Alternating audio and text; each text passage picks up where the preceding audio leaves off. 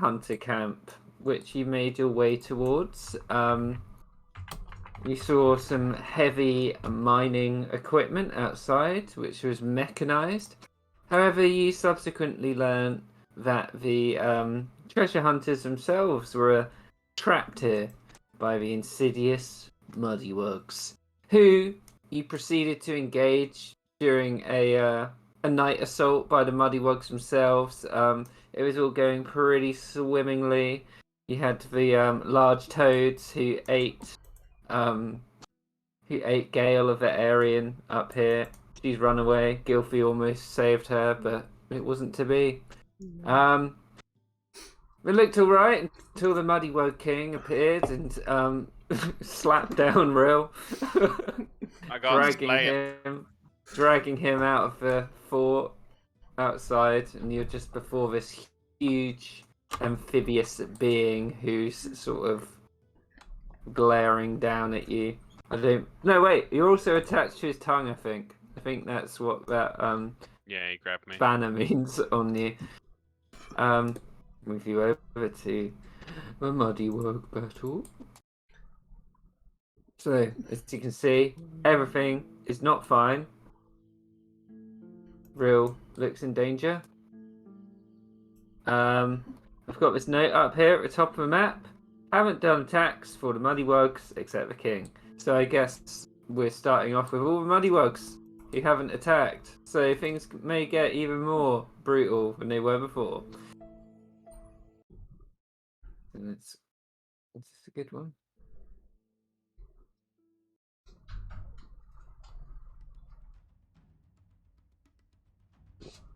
Yes, pretty good. Right. I'll start off with the little Muddywugs, and I'll start with Gilfy, seeing as she seems to be getting flanked by two of them. Yeah, she is flying though. Okay. They don't like you flying either. So Yeah. one of them, they're both going to throw a spear at you.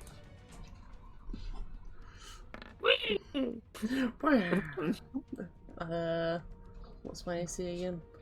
I think they miss. Oh no. It says One of them I think misses. one hits with a 15. Yeah.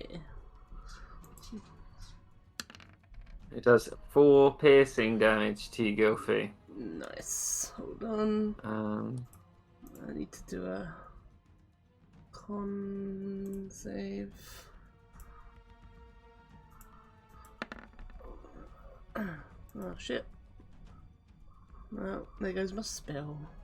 What was the spell?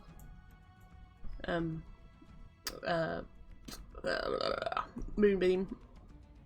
Oh, over here. Yeah, the white circle. So that goes down. They will then. One of them will stay sort of below you, and he's eyeing you up with another sphere, and the other one will run in towards Greta. Those two Muddywugs are going to attack Greta. They have advantage because she is. I think she's done the big roll. What do you call it?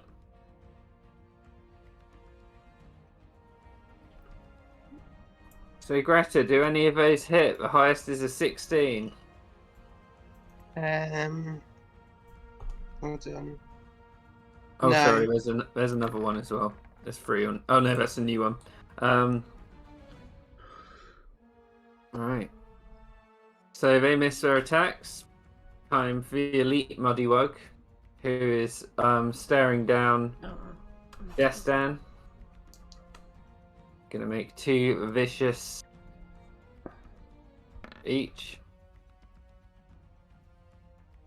Well, shit. So Destan takes a huge hit from one of the large Muddywugs. And that's their first 2 attacks. And then the next one. And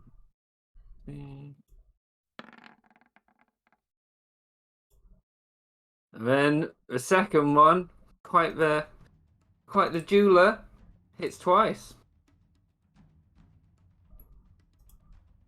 19 damage overall, so he's got 21. He's definitely bloodied now. This one is going to make an attack on Narina as she's trying to hold him off. Remember, her face has been ripped open by a horrible blow that she took on earlier. So her beautiful visage has been maimed. One of those hits. 17. What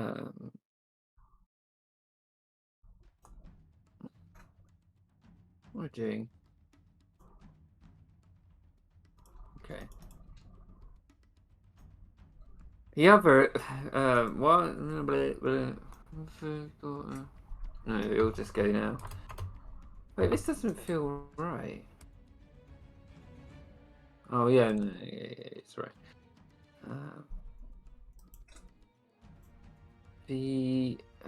This one, the toad.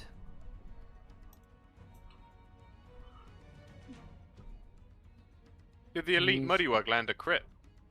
Yeah, he did. Yeah, These guys in the middle are looking not very good. do the extra 2d6 piercing damage. I think it might have auto rolled it. Oh no, did it not auto roll it? I don't think so. Oh, thank you.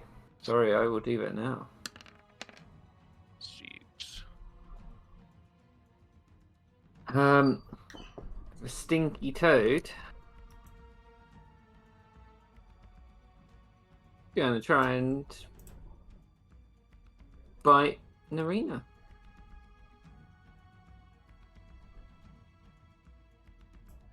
Misses. This Muddywug is going to move up here. Seem to be alright in the middle. And they're both going to throw a javelin at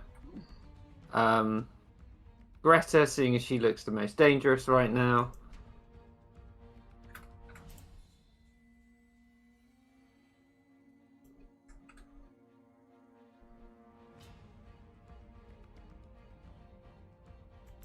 What is Greta? So Greta, you are hit by one of the spears. Okay. And you take 12 piercing damage. Oh, sick. Garmin.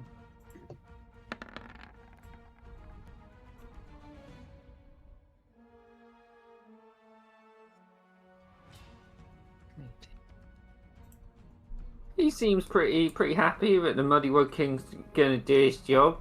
He looks over at Rill and he's like, and casts his produce flame on him. Son of a bitch. Does not hit. Right. And then up to the north, these two new Muddywugs both come down and attack Cleopatra.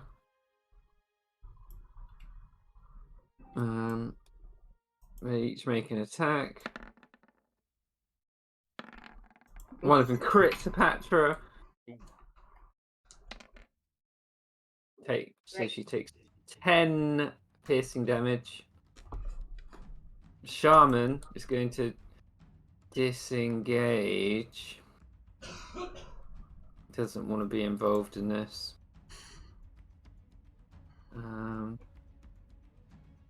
Dead. Muddywug is. These Muddywugs are going to attack Bula.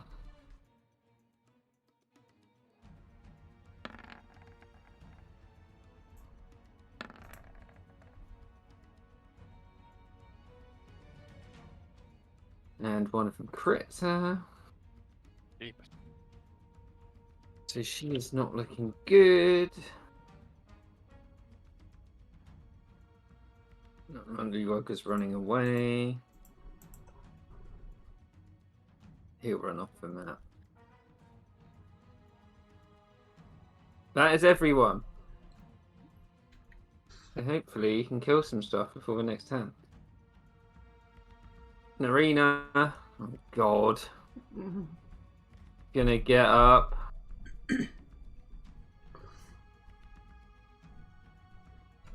And she's just gonna call, "We're broken! Fall back to the fort!" and disengage into the fort. Bula, are we gonna try and take out some of these muddy wugs, seeing as she's pretty tough? Does 2 mace attacks. Hits one of them.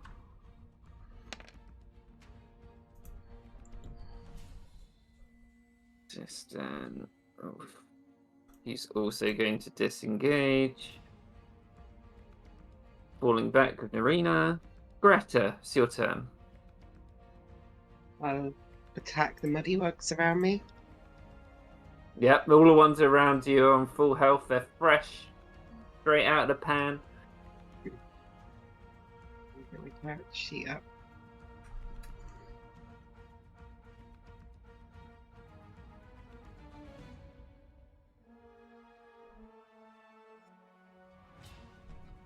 I'll do it recklessly as well. Okay.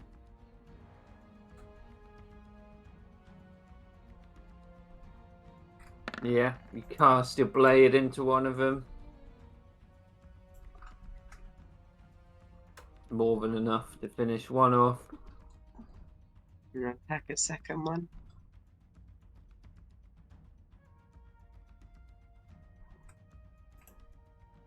Oh shit. Like a whirlwind of fire. Whoa. 2 go down. And then Hunt saw roll his thingy.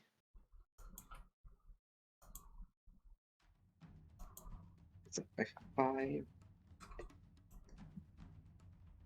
Up to 9. So I will spend 8 ferocity to do his bite frenzy. Mm-hmm. This one will 5 feet. Yeah. Technically, is that one technically? Well, he's probably like technically here. Yeah. Oh no, he's he's under Greta. I know he's isn't he? underneath. So he's Yeah, there. it's true. So actually, yeah, you can't get that one. Well, I can always move him there. I'll move Yeah. him. Move up to here. And then spend 8 ferocity. -8. The And if he's doing an attack, he will have disadvantage because the elite muddy wugs smell very bad. yeah, it would be straight roll because of Greta. Okay. Oh, for fuck's sake, roll 20 is so shit. So he makes bite attacks against all 3 of the ones around him. Oh yeah. So first Oh, one, sorry, this one should be dead. Oh no, it shouldn't. Is that on a big one or a little one? that would be on the little one Okay, that hits. for 7 piercing damage. Just up. Like a Yeah. chew toy being nibbled.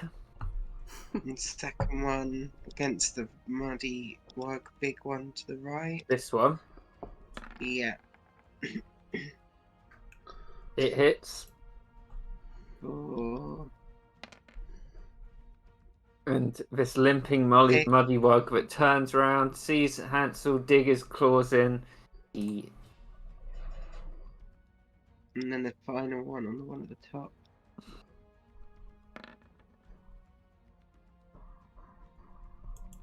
misses. And that's my turn. So you thinned him out a little bit. Hmm. Momo's turn. Momo! I can't fucking hang on. He is up there. Up where? Up there. Okay. Momo. Oh yeah. He would see this muddy wug here is very weak and limping. You Momo might see is it as bait. nothing if not a glory hunter. Let's go, Momo. He's gonna bite it. Some Muddywug cannibalism. Can't sink his claws in. I mean, his Curses. teeth in. Oh, I didn't realize Momo had multi-attack. Yeah, he's special boy. I'm not doing that. I've not been doing that this whole time. Spear attack after the bite. Oh, Yeah. it hit! 2 piercing damage. Imagine Momo getting equal pissed off that his bite didn't work. He just pulls the spear off his back and rams the spear through this thing's belly. And, Yeah. and dies. Looking almost identical to Momo. Perfect. Any movement from Momo? No, he's locked in. He's good. Okay. Gilfy. Gilfy. Very sad to try and not save this person anymore, but I can't leave Greta with a giant horde of wugs. I'm gonna fly in here. Yeah. And she's gonna do Ice Storm Ooh, on what's all it of do? these people. It is a 20-foot radius, so I think I can get all of these guys without hitting Greta. 20-foot radius. Yeah. That even hits the shaman, right? I mean, I don't know where the shaman Oh, wait, is, but uh, I can't see him. But I'm sure Gilfy probably can. Depends. Be right on the edge. I think it would just miss him, but Just it would miss him. hit. It would hit like all of these people, basically. So 1, Yeah. 2, 3, 4. Those 4. The Mhm. big, yeah. Mostly want to get that big bastard. But yeah, so Ice Storm, and that is that. Oh jeez. Dexterity saving throws. Okay. Yeah. So the top Muddywug. His friend. That guy. Oh man, they're all passing. And Bullshit. the stinky toad. Each creature makes a dexterity check. Or half as much on a successful save. Yeah. What was your save? 16 is the save. Okay, so they all passed, but they take 16 damage. No, 19 divided by 2. 10 damage. So this one here, he just succumbs with a huge chunk of ice, blows him out of the water. But this toad, who was basically in an impact zone, is just completely crushed. And the other 2 Muddywugs take a significant amount of damage. Cool. And then This I've got... one at the top looking especially weak now. Oh, nice. Let's try and get that one then with my archer, which is a bonus action.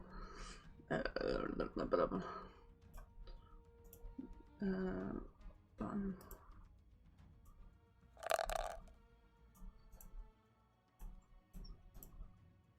There you go. Yeah. It Yeah. flies into him, and he sort of like gets up off the floor covered in snow, and then just this arrow just pierces through his stomach and collapses. That's the sound the big ones make. Nice. That's it from me. Hepatra, you are engaged with 2 little bullywugs and muddywugs at the top of the map. Looks like a classical throwdown. Punch it. The one on the left. One on the left, you throw a punch, it catches it in its little hand, throws it Try back. it again. Oh, that one, you bring it round with the left hand as it throws it back, and it hits. And your fire damage, which is a d6 now. Oh, sick. Yeah. 5. So it just connects, and its face just ruptures with fire. Oh, Jesus. Anything? And then can I use a key point and do flurry of blows? Exactly. Yes.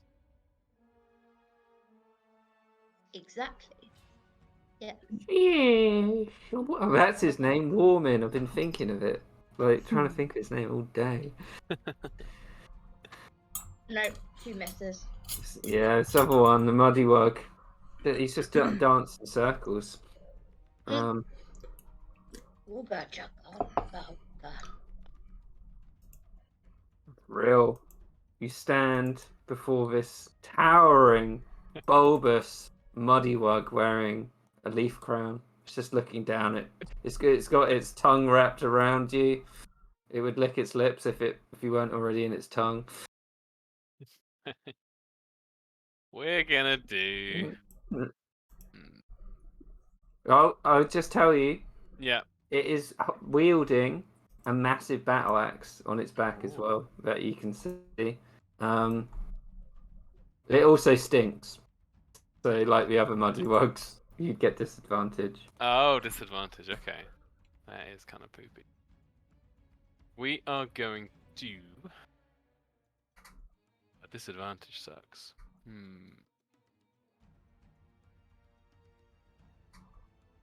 We are going to. You are grappled by him as well. Yeah. We're gonna hold aloft Firebrand's left arm. Oh, nice. With a free action, light the sword. Whoosh. Fuck. I think we're gonna try it. I think we're gonna give it a go. So I'm gonna manifest Echo Mm-hmm. down here. And we're gonna press the random side button because that's fun. And I'm gonna. So that's my bonus action. And then for my action, I'm gonna attack with Firebrand's left arm. With disadvantage, so I need to roll again. Hup. First You attack is only a 9. swing around trying to cut into its tongue, but it just squeezes you even harder, putting you off.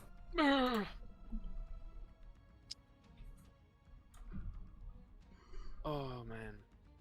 I'm gonna unleash Incarnation. Okay. So the Echo attacks as well. Would also be disadvantage.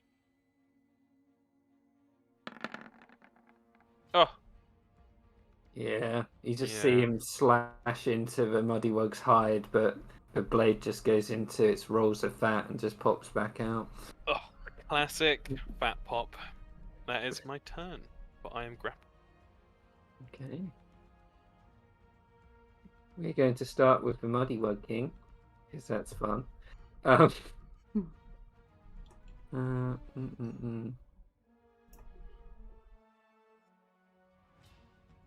Wug King. So, he has you grappled. Let me just find something.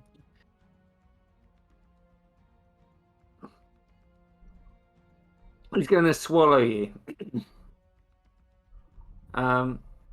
Cool. So he makes a bite attack against you.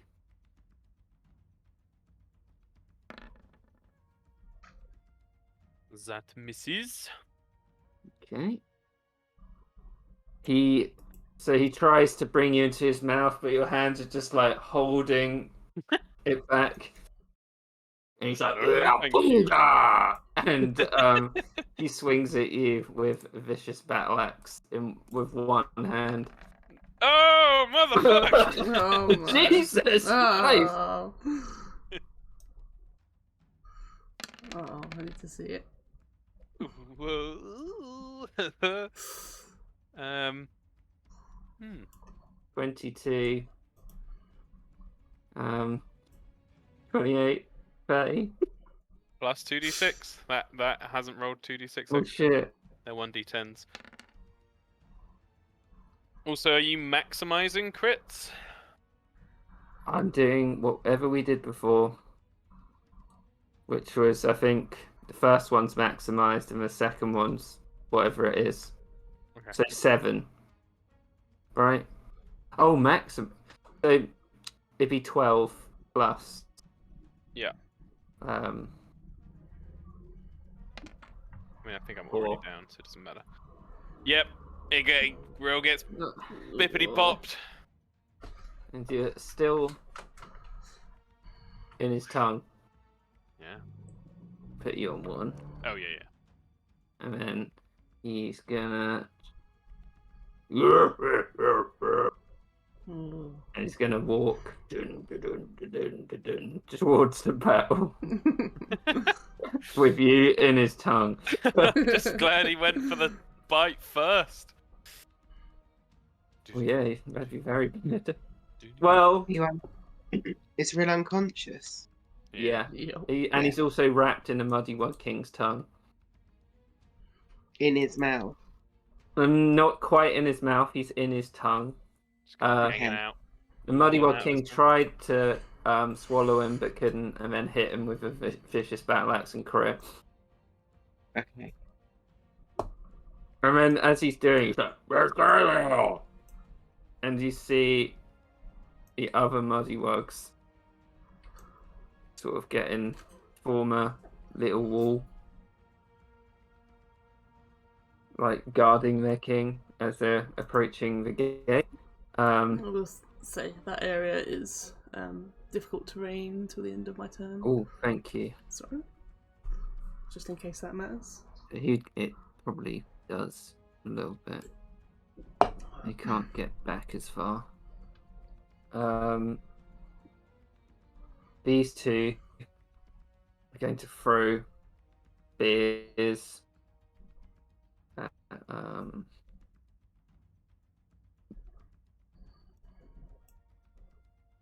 One of them will do it Hansel and the other one will do it Greta. I don't want to run him through.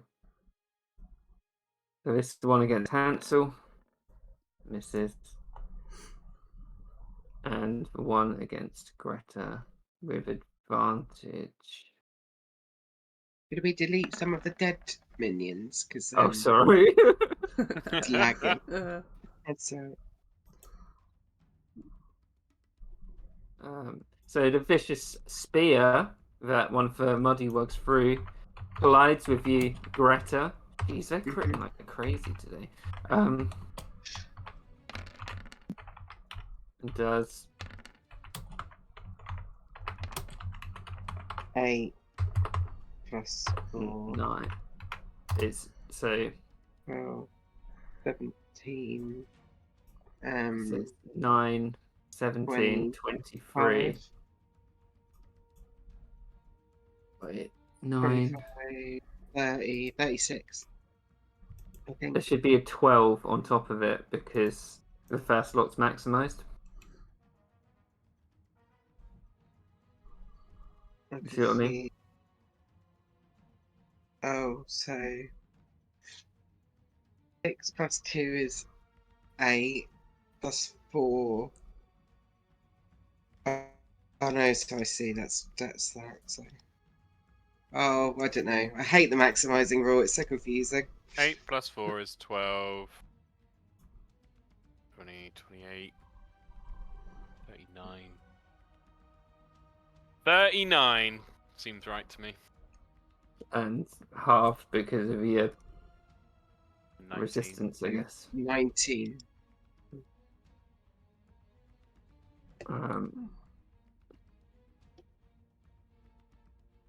He's going to disengage as well. You see this Muddy Wug run up to the king. King looks down at him. This one's pursuing you, Gilfie. yeah. He's just trying to throw stuff at you now. He's seen a lot of his friends die, but he's also seen the king come around the corner, so he's less scared. Mm. Oh, I saw that 20. I saw that 20. shaman up here.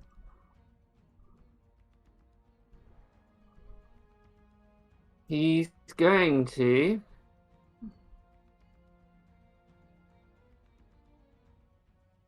He's going to call lightning on Hepatra. Oh.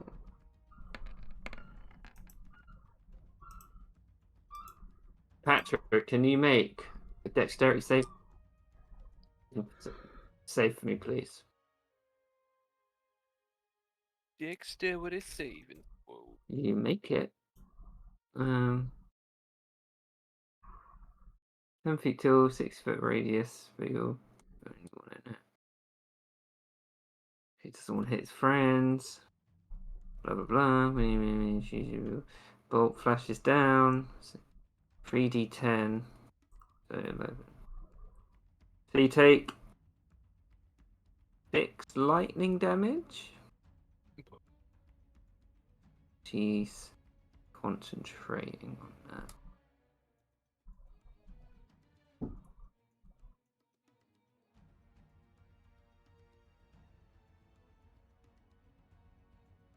We'll also back up.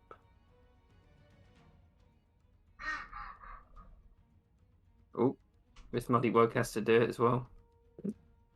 He might have just incinerated his friend. Well, they might not be friends, they might be enemies. You never know, bullywugs. Oh yeah, he's incinerated!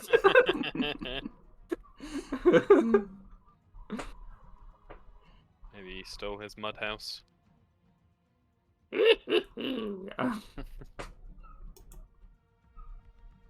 This muddy wug.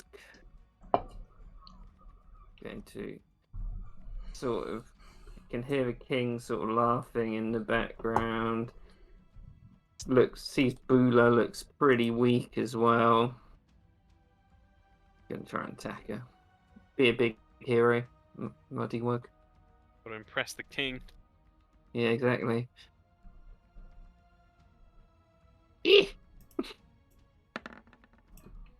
Oh no. Misses. But sees Momo as well, and still Momo just kill that guy.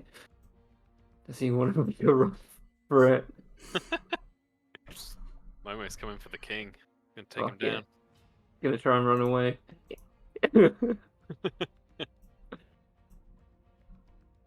Runs up the tower. We'll use an opportunity attack, try and take him out.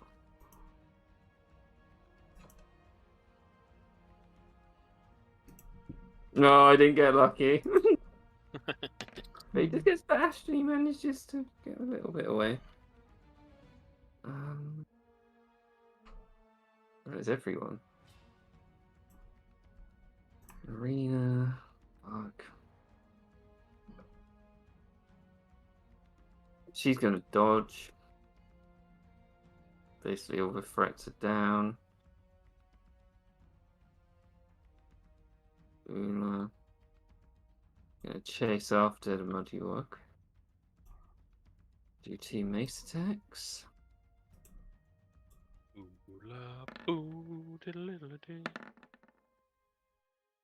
One of them hits. And it's dead. Nice. Clearing the chaff. Destan. It's gonna get guard Umax 10. Greta, it's your turn. Greater. I'm gonna roll for Hansel's thing. It's 3. Then ride round to here. Mm-hmm. Make an attack with Reckless. It'll be a straight roll because Straight roll. they're Yeah. stinky. Oh, it definitely hurts. And 4.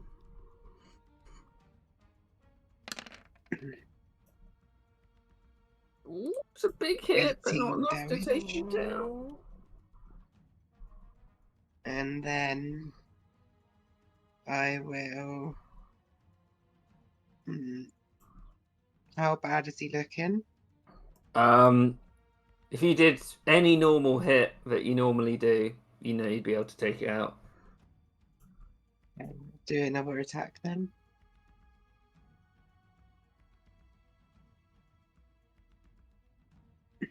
Hits.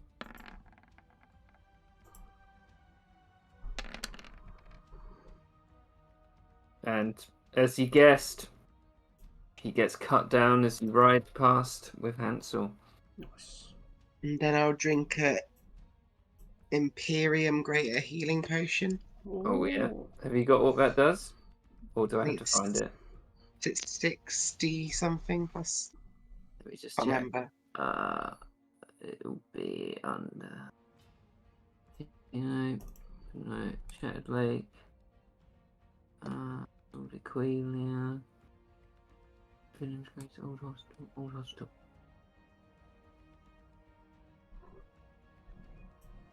Imperium. Greater healing. Yeah. Restoration potion. 4d6 plus 4. Oh no, 68 plus 8, sorry. 68 plus 8.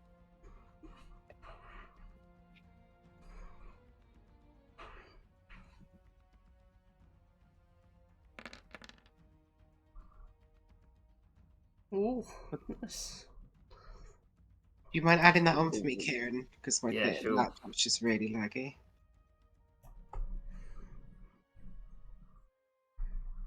And that's my turn. Well, I'll move up to here. Yeah. As you also would have noticed, Greta, this potion, as you drank it, gave you a big chill going down your body. Ooh. It's pale blue. Great. Your skin has just become a slightly, just slightly purple tinted now. Like, you'd be able to, if you compared your hand before and after, there'd be a very slight shade change. Mm. Just not worry. Tasted all right there. Bit like vodka. Just doesn't taste nice. Well, it's better than poop. Right. Momo. Momo gets a sense that not all is great in the land of the Muddywugs. He's got no immediate targets that he can see, though, right? No. But he would feel the calling of Modler, so he might know something's up. Okay. Move real here just for a second so I can see. Then he will dash fast as the little Momo legs can carry him. Actually, I need to look at speed. Momo speed, 20 feet. 20, 40. Get to there. You still can't see out. Nope. That's his turn. Guilty. There's a time when a bird's gotta be brave. It's now that time. Gilfie switches the archer to the chalice. Ooh. And she's gonna fly 80 foot Oh shit. and land on you, Real. Oh shit! She grabs hold of you. Oh, hang on. Somewhere there. And she's gonna do some wound curing. Oh fuck. Clutch time. Brr. Oh, the threes. 19. Threes. Blah. How far was that? That was 50 foot. Is it worth an attack of opportunity to go up? As long as he doesn't crit you. Yeah, I think He Gilfie. can't use his tongue either. Gilfy goes up. I think I've got 20 foot left. Up and slightly Okay. like on the sort of over here. Sort of thing. Gonna try Yeah. and hit you with his battle axe as you do. Yeah. Oh, yep.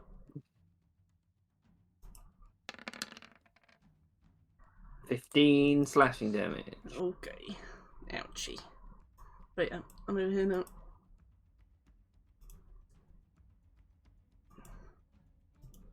Okay. And that's it, because I changed to the chalice. Oh no, to the chalice. That means I get another. Might as well heal myself, I suppose. Although, would it have been before? Yeah, it would have been before. Would have been before, wouldn't it? I still think it's. So you could probably get worth- 4 HP back, I get guess. 4 Because you're on HP. 55. Yeah, let's get 4 HP back. I think that's like minimum anyway, so I'll just add it. And then it's done.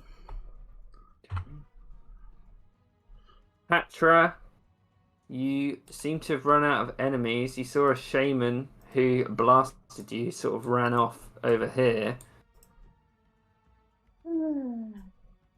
Where's Rill now? Is he still in the Muddy Woods King's mouth? Yeah, but he's not unconscious anymore. I don't know if that's worse or better. Exactly what I was about to say. I mean, where is he? Where is he? Because I can't actually see him. You can't see him, no. You'd hear a big clamour coming from the south, and that's about it. You'd see Momo running off. Yeah. Yeah, you would see Momo run off. See Gilfy flying over the wall, hit by an axe. Jesus, okay, right. I'm just gonna move down then. Eh? I hear a commotion.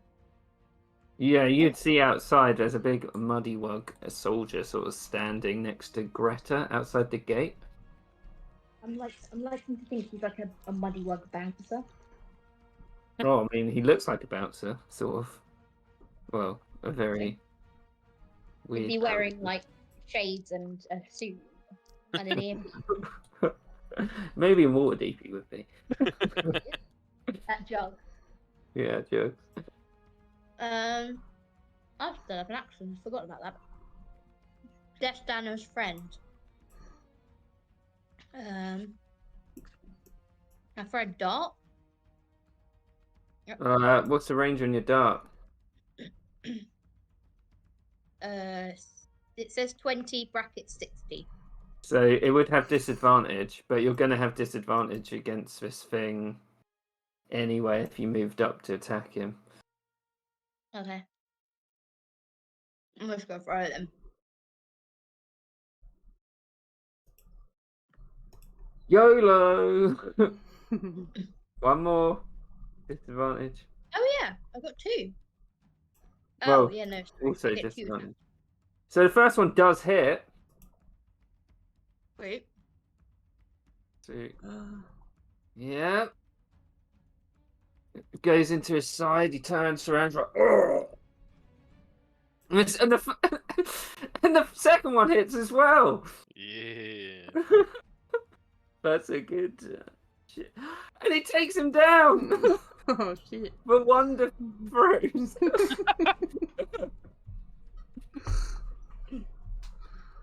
You're welcome. Does anyone remember if I had woe or the other one? Wheel. Can't remember. I can't either. I cannot remember either. Let's just roll it. Real Okay. inexplicably, you see a Muddywug guard collapse, but you're much more concerned with the massive Muddywug you are now. You say inexplicably, but Will knows exactly who those darts belong to. And I imagine with the strength that Hepatra throws it, it's like I've just watched the guy get shot twice. Bang, bang. Right. Fucking disadvantage. I'm gonna do some rogue bullshit and... Well... Hold on. Echo... If your Echo... Oh, okay, my echo's gone because I got incapacitated. Blip. So, with that in mind, I'm going to spend my bonus action doing rogue thing, steady aim, to cancel out the disadvantage. 16! Just hits. You 20 Damagios. Ooh, it's a big hit. Well, He's a big boy. no, there wouldn't be sneak attack, so only 10 Damagios. Oh,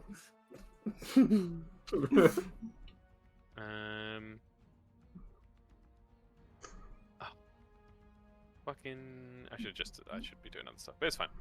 He's too angry. Just bonking him on the head with a fucking fire sword. That is my turn. Mollywog King. Ruh-roh. Buddha. He's gonna try and It's a fucking Gungan! yeah. It's so nice. You gotta do the. Planet Core.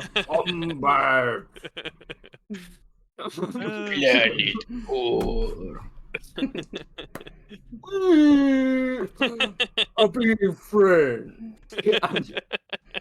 Mission no like the Nabu.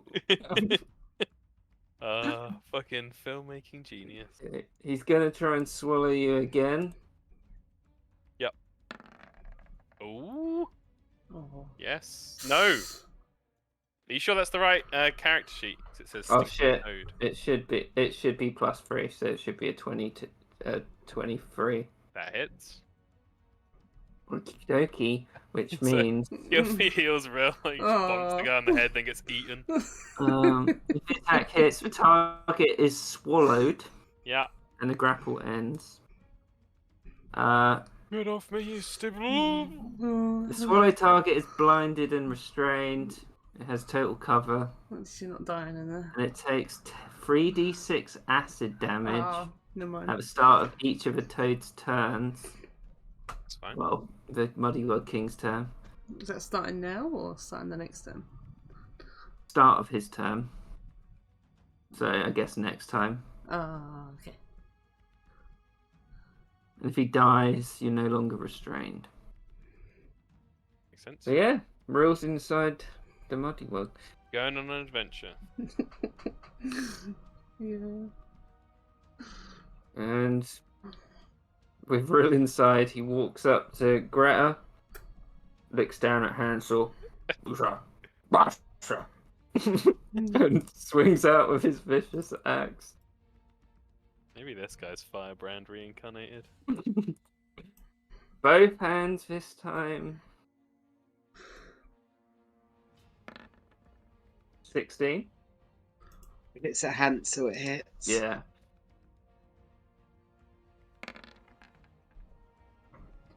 For 10 slashing damage.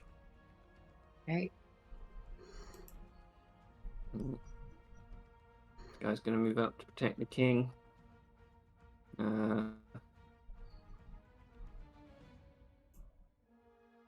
See Gilfie. Oh, he doesn't have much. How high up are you, Gilfie?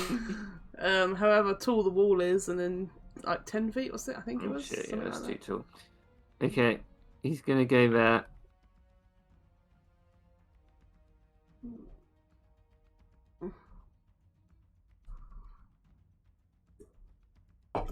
Guess it has to be like there.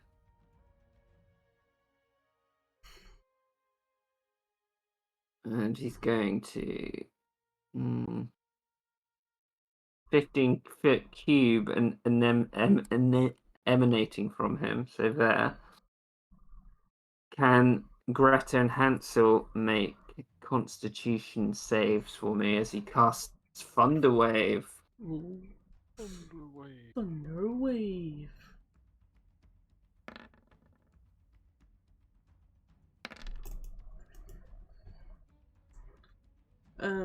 wheel on you. Whoever failed. I will wheel Greta you. failed. What does that do? Both passed, didn't they? DC Dunno. 12. Yeah, Oh, they passed. yeah, they That's fine. both did. But for So they future, take- it's a d6, just so you know. They both take 5 thunder damage, and they're pushed 10 foot, but they're already next to that massive rock, so really works. 5 thunder damage. Muddywug King turns around, looks at his little minion, he's like, "Wara!" Injured Muddywug goes round to attack Greta.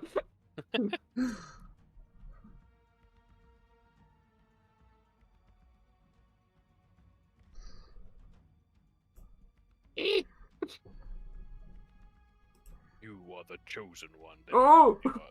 Yeah. 22. Would be with advantage against Greta, but yeah. Yeah, I'll see if he crits. Which, would be interesting. No. But you take 2 piercing damage. After 1. Right.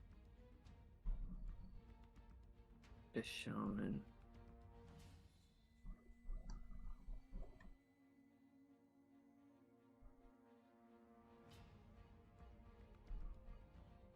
God, is that everyone? Oh no, that muddy wug. He runs around. Goes to throw another spear at Gilfie. Get me. Misses again.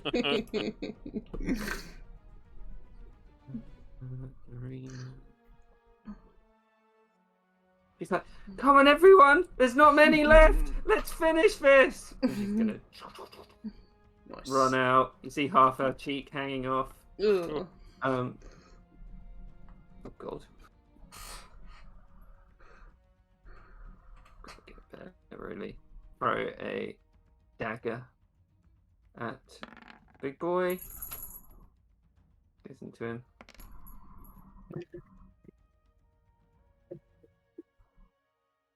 Hmm. 5 piercing. Brrr. Well, gonna sort of guard an arena. Just stands looking after it. Greta, it's your turn. Right, I'm going to start off by attacking the Muddywug Shaman. Recklessly with my flame tongue. Is it an advantage or normal roll? Hang on. Because you're adjacent to the Muddywug King, it is disadvantage because he smells so bad. It puts you off from even attacking him. So cancelled out with reckless. That Right. hits.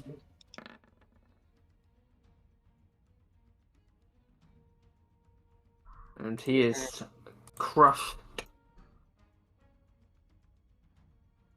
And then I'll attack the little Muddywug with Hansel. Mm-hmm. Oh, I forgot to roll Hansel's thing.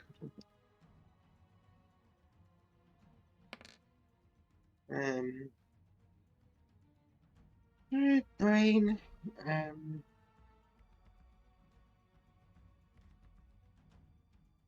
Sorry. 1. Sorry. Goes up to 6 actually. 'Cause it's 2. No, 7. So I'll spend 2 ferocity on Hansel to do an overwhelming attack. Mhm. On the Muddywug. Mm-hmm.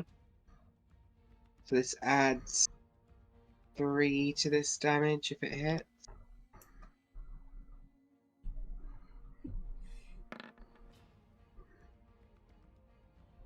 14 on the misses. Wheel. Oh yeah. How much does Will do? Add a d6. It hits! Yeah. So this +3, And 7. strike the little one down, and see the Muddy Wog King sort of pats his belly. Now attack the Muddy Wog King with Greta's. Oh last my god! Nice. I'll add Fury of the Small to that as well. For an extra. I can't remember how much Fury of the Small is now. Get him. Your level, I Just- think? Mm. Let's have a look.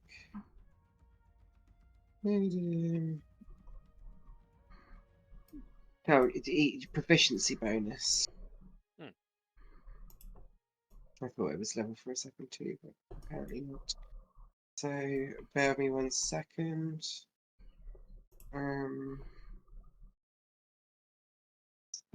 roll the damage. So 2d6 is 12 plus 5 is 17.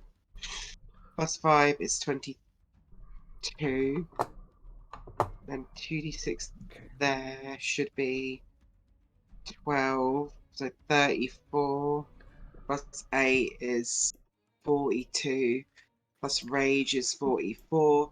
Plus 3 of the small is 47 points of damage. Oof. Damn.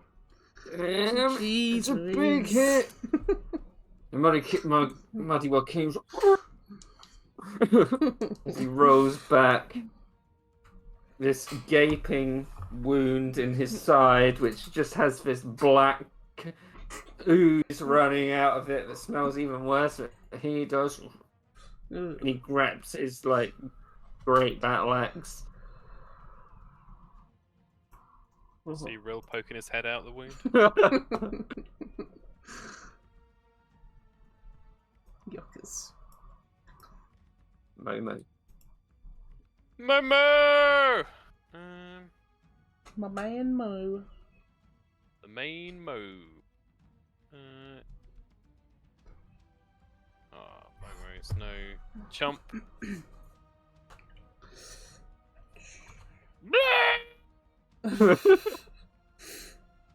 He's gonna try and dive in the wound. Gonna fuck him up. Explode him from the inside. Wait, I assume Momo doesn't have disadvantage. He's used to the smell, right? No, Momo wouldn't, because he smells like that anyway. They both hit. Ah, the fury of the small.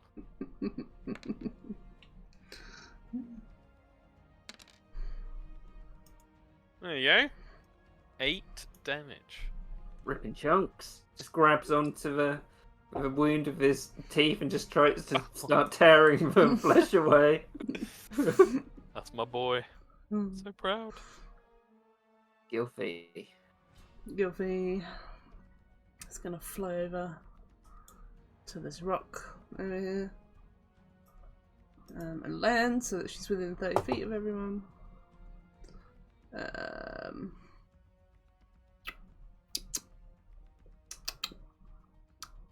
But I think she's just gonna, because he's looking weak now, right? So she's gonna do a guiding bolt.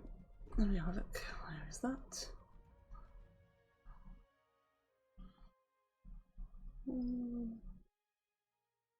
Let's do it. Let's do it. Level 2.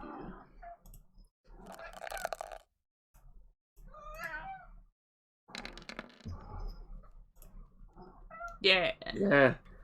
Blows into his flank, tearing open the wound even more. But Momo's trying to tear open. It just blows a hole.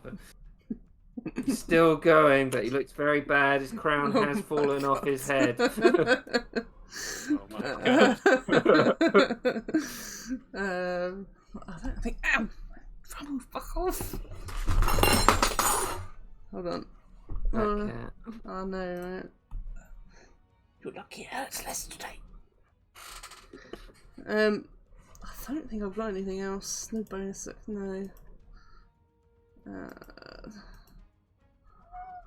I don't know.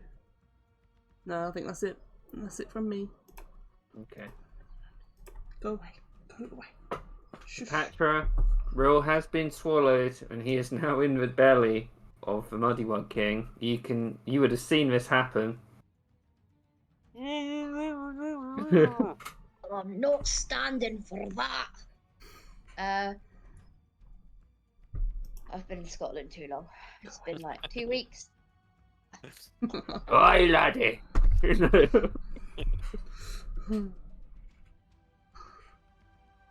Oh, you stupid thing. Oh, I can get up to it.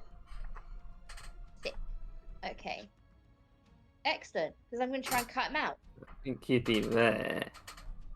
Okay. Okay. It looks really weak. You think you could Yeah. probably use your hands to rip open this wound that Gilfie blew even more open. Oh, Jesus. Okay, yeah, should give it a go. Do I do unarmed strike, I guess? Yeah, that would be good. 14. It is a tough hide. It isn't enough.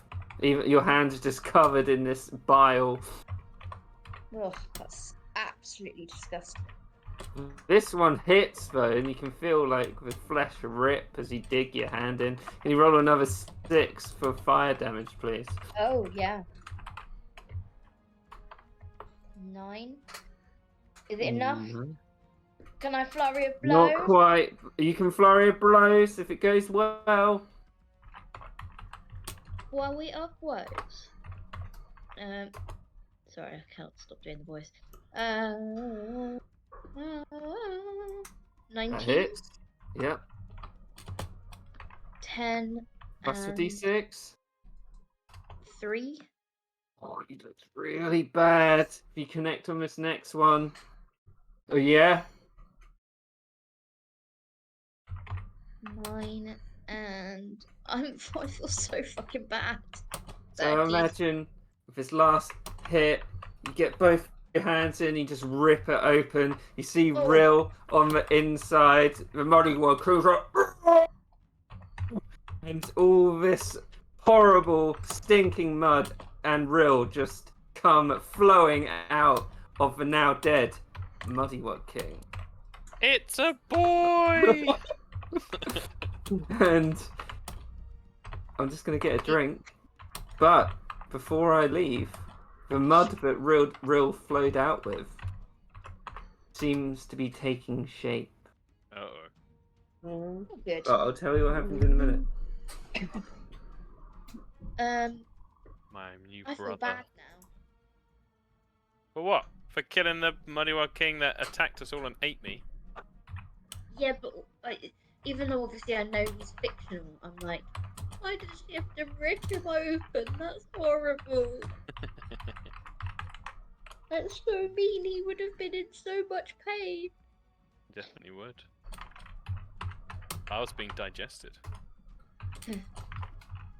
Still could be. Play your cards right, Tom. I don't know what that's supposed to mean. Been a long and very weird day. What made it so Double weird? entendres and teaching my American colleague what a carry-on film is. Oh God! Spreading the good She's very British confused. culture. She also had never heard of bedknobs and broomsticks when somebody else brought it up. So she's going to come around and we're going to watch a carry-on film and bedknobs and broomsticks. It's the weirdest double bill ever. Slightly odd mix, I grant. Carry And we're on. going to go for New House too, which is very Carry on exciting. knobbing. Carry on mobbing. So, What? Yeah, you mentioned Newhouse. What is Newhouse? I did. I want to go there very badly because it's meant to be very haunted. Oh, very cool. But I want to go with my boy, and I want to go with my mum. Not necessarily at the same time. Yeah. That's not obligatory. Sounds like a plan to me. I spilled squash on my garlic bread, and then I still ate it, and it was gross. Did I you feel feel like exactly a the muddy same. wug king? Yeah. So, Muddy Wog over here. Oh shit! There is that one muddy wog over there. No. Take us all down. The dice gods. I'd say everyone was just very distracted by what was forming. Can Actually, I ask a question? Are we Mhm. okay, like, recognizing muddy wugs that are not Momo? Like, how do we pick Momo out of the crowd? Momo's a slightly different color, basically. okay. He's like sit green. So offensive. Oh, Well, no, he's more like public restroom green, and the rest are brown. Rill has definitely bought him a beret or something for him to wear as well. Yeah. As you see this mud and stinking acid pour out of the Muddy Wug King, you see this little Muddy Wug over here. He's like, but the mud that's pouring out starts to take form, and some of you would recognize the form that it starts to take. It's this huge, blocky, muddy creature. Oh, Oh shoot! Mordla. And as you're writhing around in what remains of the Muddy Wug King that is now Modlar, Rill, you just hear this in the mud. You hear people react, but at the moment you're just sort of sitting on him. Momo, your dad's here. Yep. Here to pick you up. The first thing he does, he sort of stretches out his large hand and points at the Muddy Wug and like, and this Muddy Wug just explodes open and mud just goes everywhere, raining down on everyone. Makes no difference to Rill. Yuckers. And what are people doing in this moment? Oh, now Gilby's trying to get mud off of her. Rill's very much just sat resigned in the mud with his boy, his little mud boy Momo on his lap. Just looking up at Modlar. And if no one else says anything, he would say, was that some kind of test or? He gestures for Momo to come stand next to you, Grill. And Momo goes Momo's down on on it. one knee before him.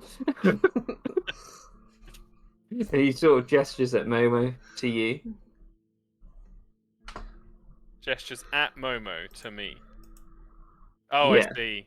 Yeah, Rill will go to one knee. Fuck it. What? Champion. And he holds up this one huge blocky arm, and it turns into a huge muddy sword. For God's sake. And you accept the gift of the mud. Rill looks at his like super badass flaming firebrand sword. He's like, yes, thank you, Modlar, for the wonderful gift. that's grateful of you, Tom. He touches you on the shoulder, Yeah. one and then the other, He's knighting me. and you start to feel your body Oh no. slightly change. No! I don't accept it yet. No, Rill would. You look down where your muscles are, and where you sort of like finely sort of well-defined muscles. It now your body seems to be writhing, almost like magma, like erupting out of itself, sometimes cooling down. It's not grotesque, but it's just very strange to almost see part of your body rise and then fall, like in this convectional motion. That's super bad. And This to turn into Momo being like Nibbler from Futurama. And he's You- pretty like Gets in "Hey!" his little spaceship. Exactly. And as you accept this gift, you are Yes. granted a certain amount of new abilities. Oh shit.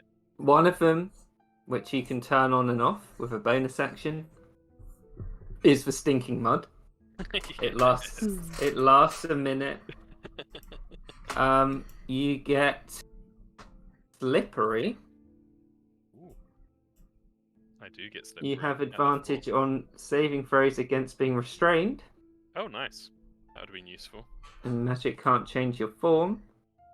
And you also get elemental legacy. You can cast a grease spell once with this trait, requiring no material components, and you regain it when you finish a long rest. And use your con as your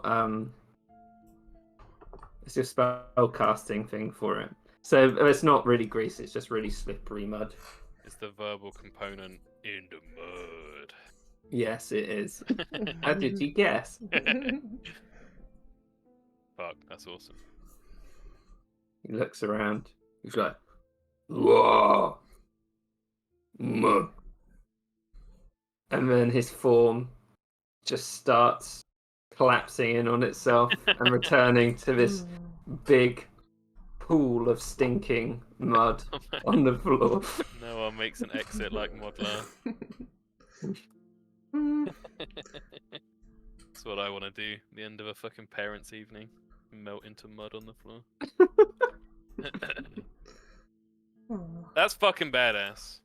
Magma skin. But also, there's some part of my head that just thinks of it as Modlar's just giving me fucking acne on my shoulders. Definitely has. What's Momo doing? Momo, after Modlar disappears, he goes down on his back in the mud and just starts like almost bathing in it. Real, yeah. Nice. Real would have a moment thinking of what his past lives would think of the way he has taken the legacy of his Ardenay heritage. Yeah, you'd see Narina and Bula just sort of standing there, very confused. You helped, and then this thing rose out of the dead king's stomach and knighted you. But they look too weak and exhausted to really do anything. Yeah, with them looking confused, Real would say, I'm not a muddy wug. That's what you're worried about. Bula just looks at you and is like, well, I can see that, but she sees your skin like moving around, like, I'm just not gonna ask any questions. Might be easier that way. He protected us, and well, when you feel like talking, I'll get Umak out of his tent. Real would nod. Look to everyone else, be like, well, I guess So has he got a fancy sword now? No, he's got the ability. That was Modlar's arm turning into a sword to knight him. To knight you. Cool. Yeah, Real would look at his skin, like hold out his arms in front of him, just be like, "This is gonna be an interesting one to explain to the fam back at the bakery." I mean, I saw it and I kind of still need an explanation, so.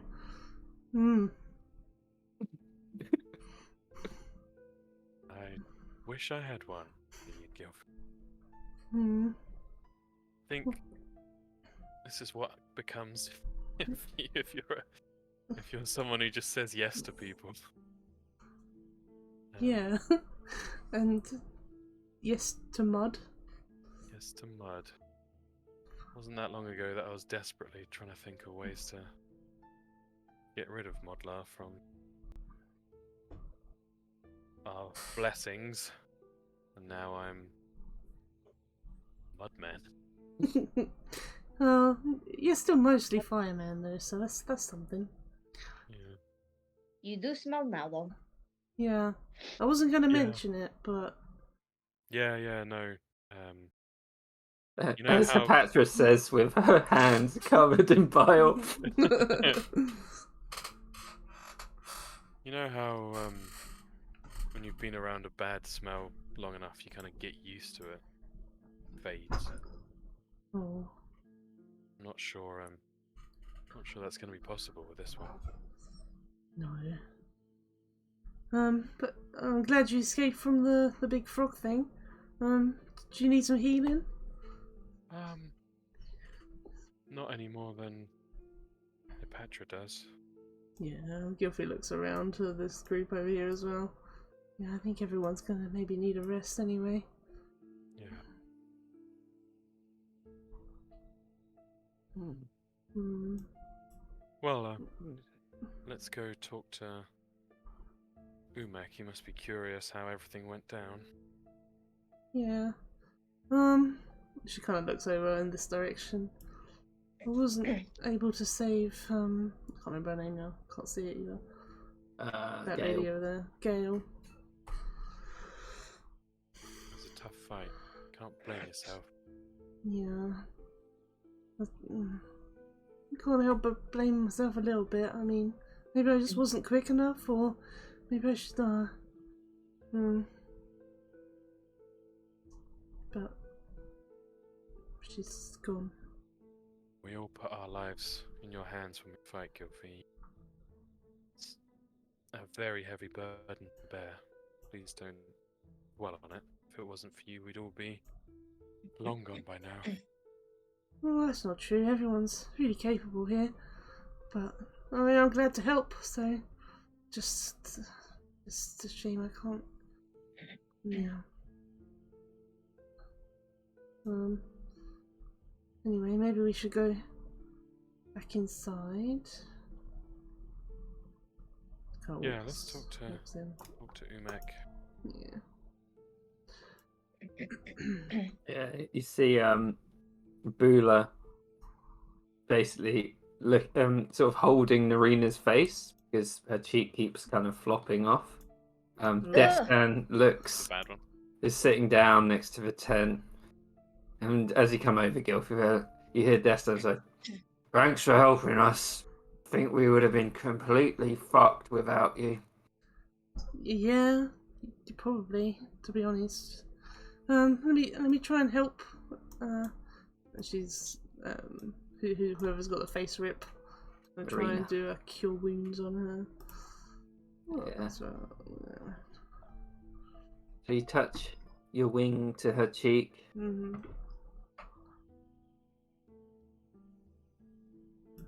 Oh, that's not doing it. But yeah.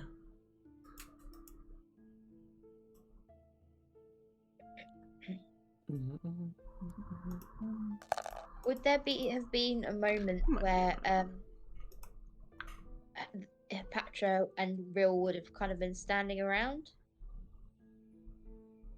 Imagine before they went inside? Yeah. Just quickly, Gilfie, as you touch the wing to her cheek, it knits back together, and she finds it hard talking because she's been missing her mouth for a bit. But she sort of, there's a lot of motion she does with her hands, like "Thank you. Oh, I need to sit down." Oh, I'm glad that worked. But yeah, you sit down.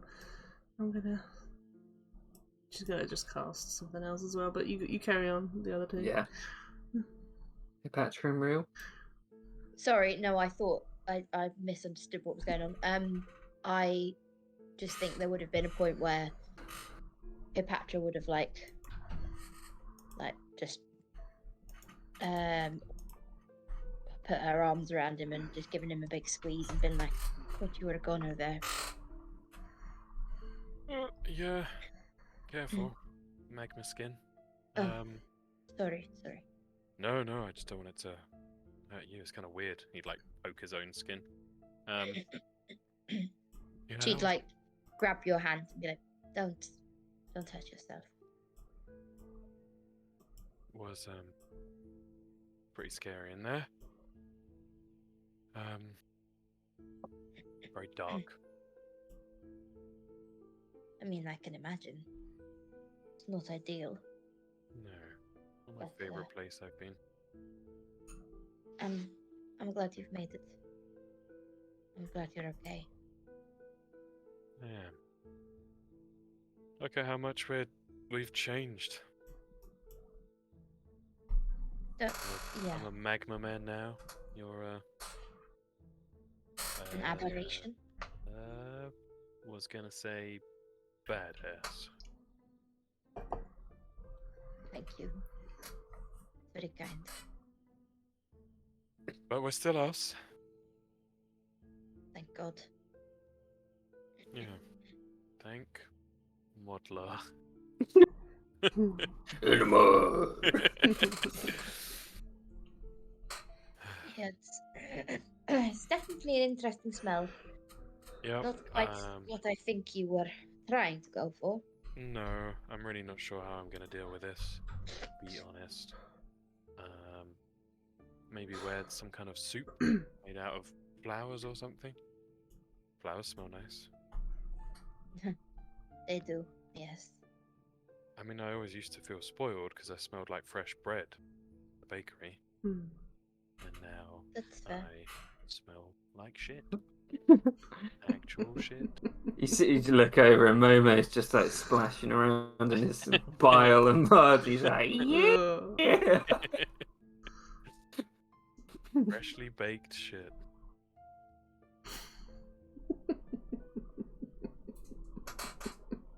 Epatra would get like a little bit awkward and be like, well, yes. I guess we'd better go and join the others, you know. They might wonder what's going on out here. Yeah. Let's talk to Umak, see what the next plan is. Hey, maybe the fountain could clean me. Maybe. I'll never Okay. know. Hold out hope. I'm guessing in the moment of awkwardness, she'd suddenly Mhm. realised she was still had hold of Rill's hand. And be like, Mhm. oh, and then give it like a squeeze. And then let go. And be like, oh, sorry. Yeah, Ro would smile, and kind of gesture for them to start walking in.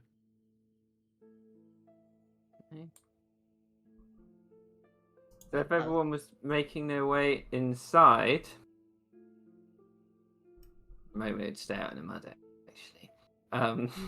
You'd see Umak slowly come out of a tent. He's like, "Well, check my head.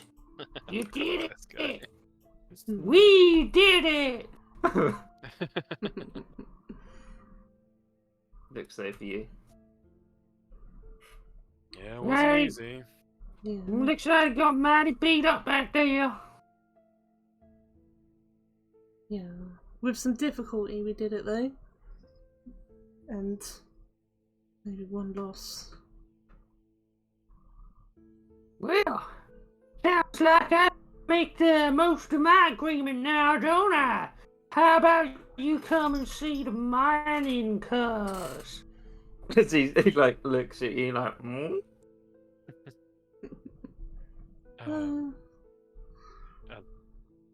Where are they? "Oh, just take you round. You better just follow me now. You're here." And he starts walking this way. Following him? Ro would follow. Okay. He looks around. Yeah. That's a lot of dead works. Holy shit! You're a real deal, aren't you? Yeah, we are the real deal. So he proceeds back round here, like right back here, and eventually you come across these three, they're kind of very very large vehicles that look something like this. Oh, that's fucking awesome. I fucking love the giant motorcycle wheel at the back. So, what do you think? They look sharp and pointy. Oh yeah, that's for cutting through the rock. And if I'm taking you where you think you're going, based on that old map you showed me, this is gonna get through the forest real fast. Oh, What? what? How did you make these? Well, there's a place, you might not have heard of it. You ever been to the northwest of the Shattered Lake? Don't I think doubt it. so. Well, there's this place called, what is it called? Oh yeah, the Mouth of the Draken. And so you would point at your map over here. Points here. Oh. Okay. Yeah. Which you're over here now. Yeah. Mm. There's a place called Vaffavoren, and they make some pretty fun shit down there. And anyone who wants to know about Vaffavoren can make a history check. Waffle iron. Waffle iron. Yeah. Doing it.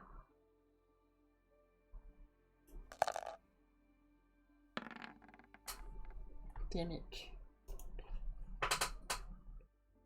So, Riddle and Hepatra, somehow you've heard quite a bit about it. So, in the foothills of these Drakandaract mountains, at the base of the bay, there's one of the most technologically advanced societies in the Vale.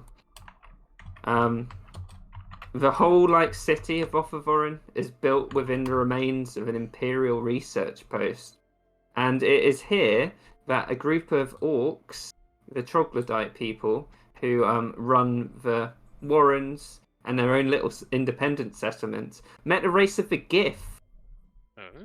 Oh. Together, they formed a technocracy based on the development of superior artifice and weaponry. The title of the most advanced is held simultaneously by a Gith and an orc.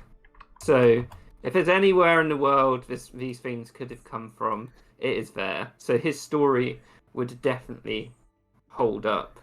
And just with your very, very good history check, Rill, you'd be able to tell just through the clothes that this guy's wearing that he is definitely from there. He doesn't look dressed to be a treasure hunter. He looks like he might be part of this technocracy, and maybe he was the leader of this expedition.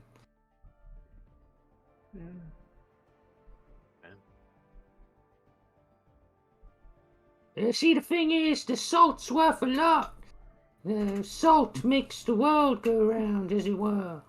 Well, I guess we kind of owe you one from now on.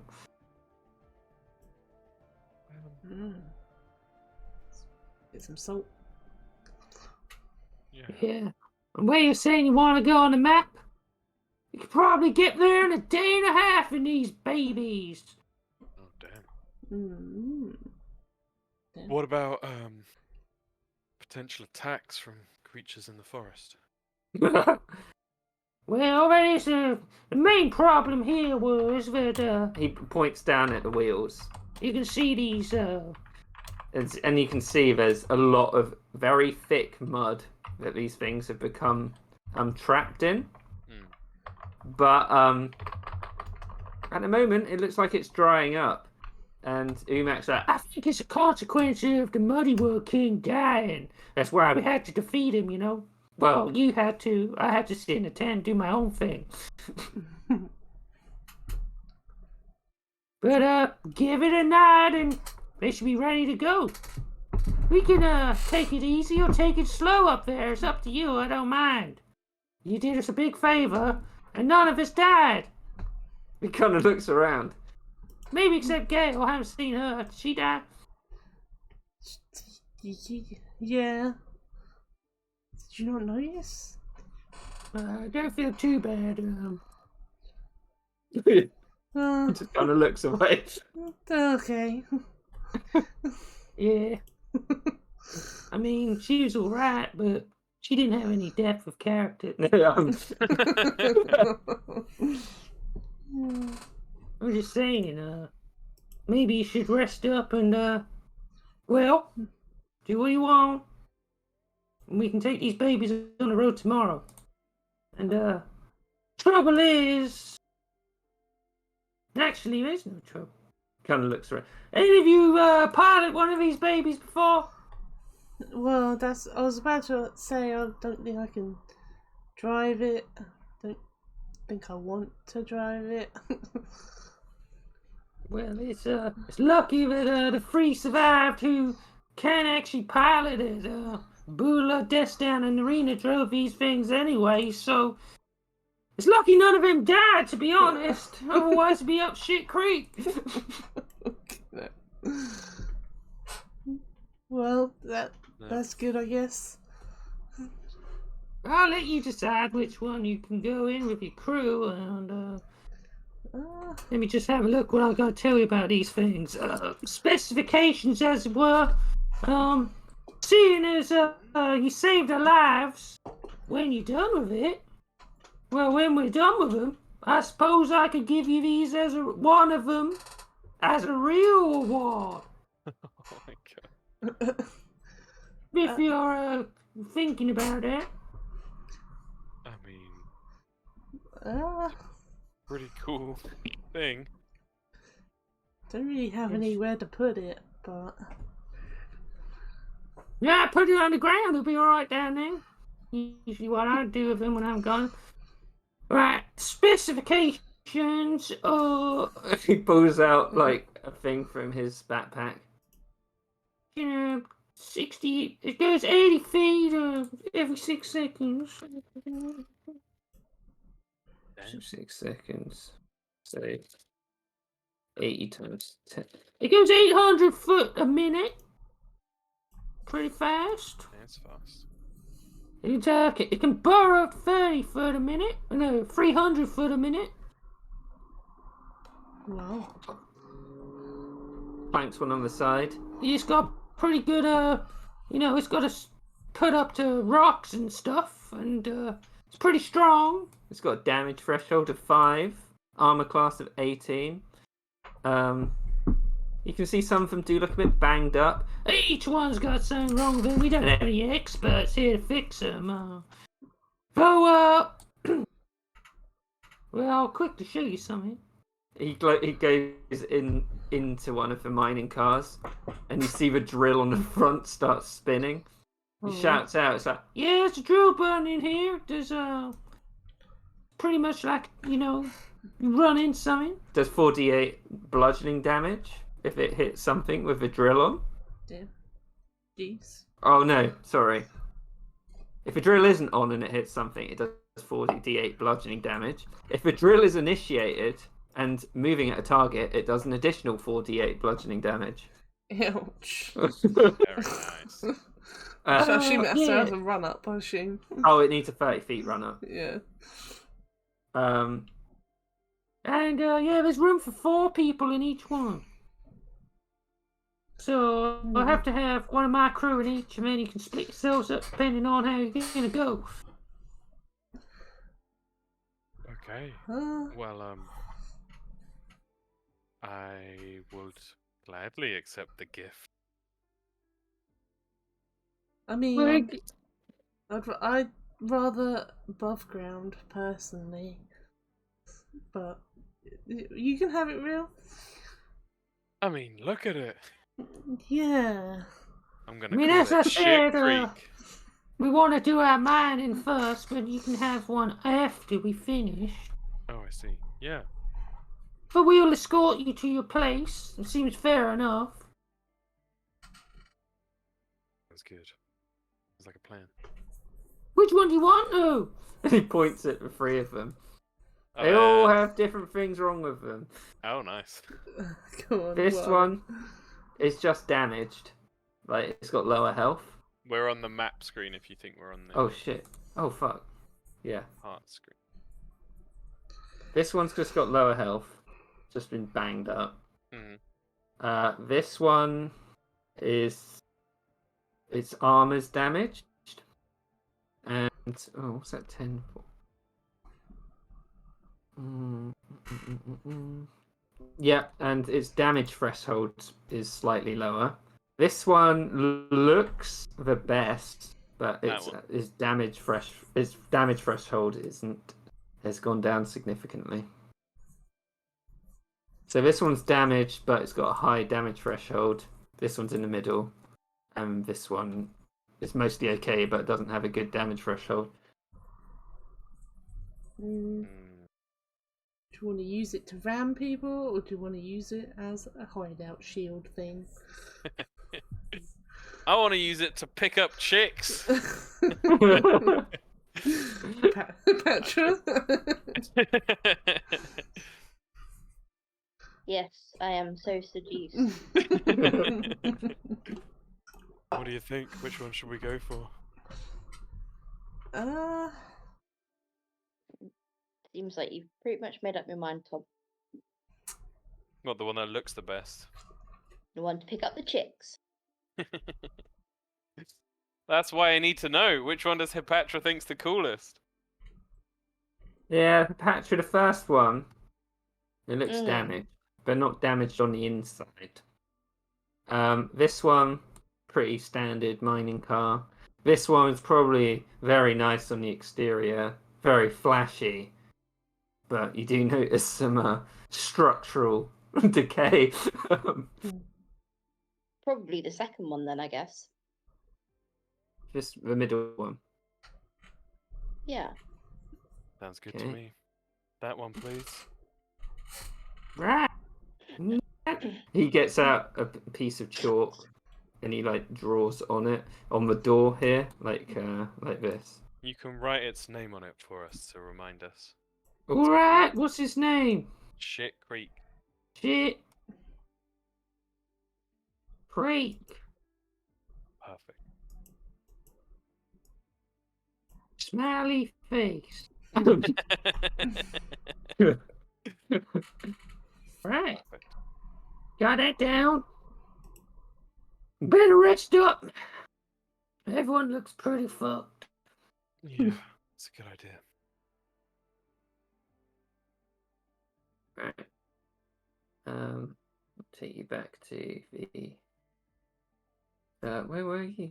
There. Yeah. Hmm. So, yeah, you see the group of treasure hunters go around the fire. They've got food. They start sort of sharing out these huge clubs of meat. He's like, and if you ask what it was, they'll be like, "Yeah, it's a hybrid." Oh, God. A hybrid? Yep. What do you mean? You know, one of those animal folk. Oh. They're bestial. It doesn't matter. Yeah, things that look like animals but are people. You just look at Gilfie. He's like, I wouldn't worry about it. You're too small to eat. Just gonna Also- backs up a little bit. Are we near water, Kieran? Are we near the coast? You're near the sea. Yeah. How near? Like walking distance? Yeah, probably like half a mile away. Why don't I go and fish us some dinner? Why don't I come with you? Yeah, let's have a little trip. You want to come, Hipatra? I mean, sure. We're just gonna go sort some dinner for ourselves. We'll be back in a few hours. We'll, Sleep. yeah, we'll probably be back. Yeah. I'll make sure Shit Creek don't go anywhere. I appreciate that. Are you coming, Greta? Yeah, why not? Okay. Come on, Momo, grab your beret. Picks up his beret.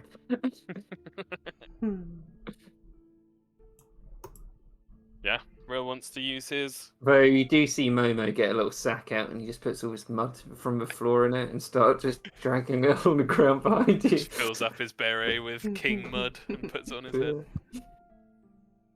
It's like slam. Oh, Yeah, Rill wants to use his blessing of Senex if we still have. Oh yeah, you definitely do. Yeah, do some fishing, hang out with people. Yeah. do. I I still can't like remember what this. the blessing was actually. Gods. Maybe try and wash in the water, and then quickly realise that he's gonna be stanky forever. Yeah, you don't stink too bad. It's just like a Nice. low-lying stink. Like Okay. it's not. It's only noticeable if you go right up to you and smell you, basically. Yeah, he'd be like dunking himself and scrubbing himself, Mm. then coming up to Hipatra and being like, "Test me. How do I smell?" Do we really have to keep doing this? Yes. Oh god. Okay, fine. Yeah, I can still smell it. Oh. Oh. I think you should just stop. I mean, you're just going to make your skin sore, and I honestly, I don't think Modlar's going to let you get away with that somehow. Probably right. Hmm. Hold on. I want to see how bad it is, especially for Hansel. He's got a really good sense of smell. I mean, it's not that bad, I don't think. Gilfy Only will if you get right up to him and sniff him. wild shape into a wolf and smell him. Yeah, it's pretty sharp as a wolf. Guilty. Though not as bad. Just smells distinctive as a wolf. Okay. Yeah, turns back. No. Yeah, it's something else as a wolf. I'm not gonna lie. Okay. Well, Hmm. I guess I just have to embrace my new stinky life. Hmm. Guess so. And he'd like hold a hand out toward.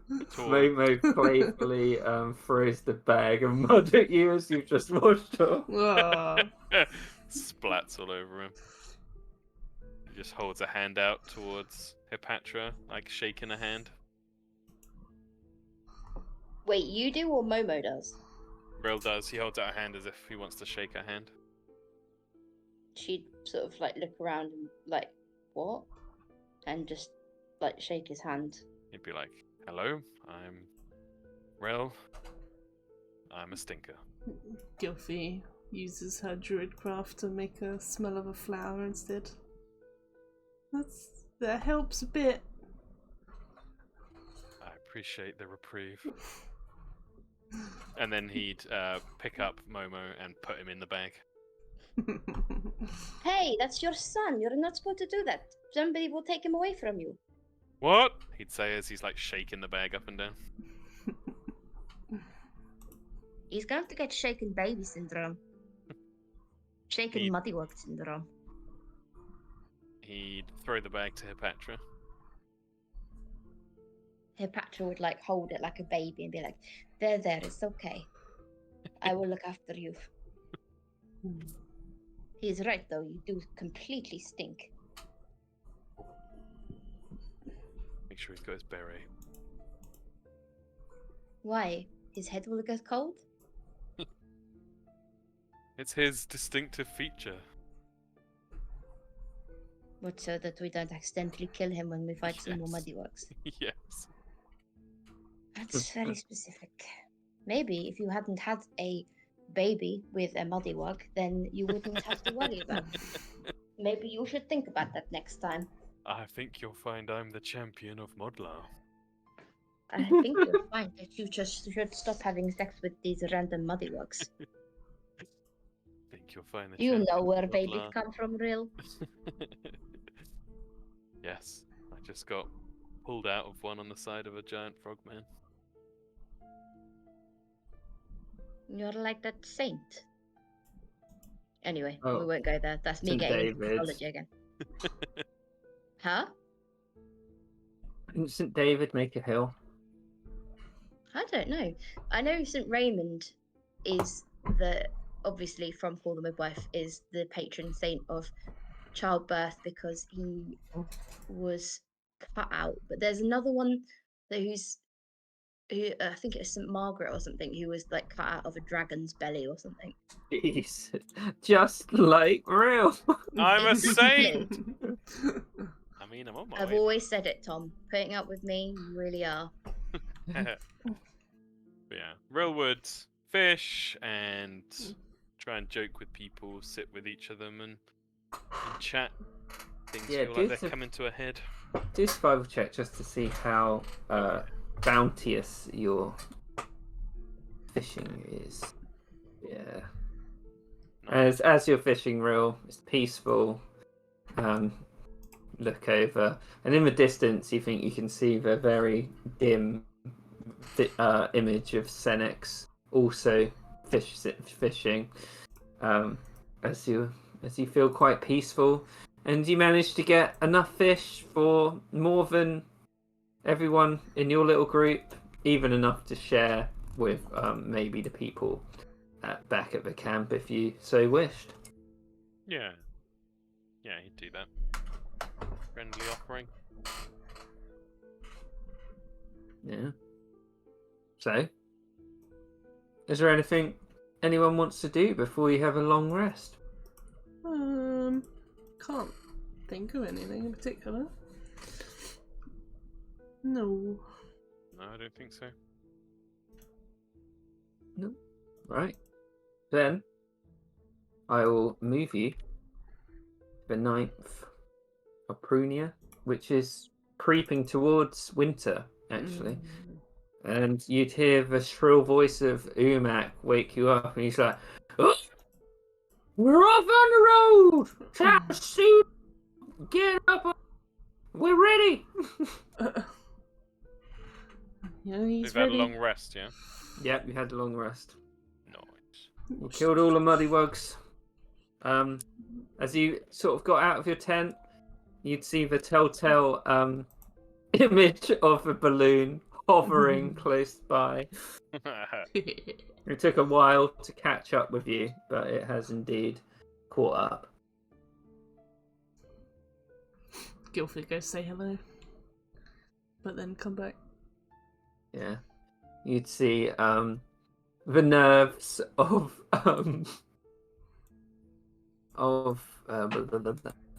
PCs. You'd see Rhaenys was in pretty good mood. Though Seraphina looks like she's at her wit's end, being stuck on this balloon with Babette and Sing Song. She's been up there all night. You can just tell from the tired eyes that they've probably just been having all night slumber parties all night. Nice. Amazing. Rill would shout up to the balloon, or depending how close they are, if they can hear, and just say, "I'm a champion of Modlar now."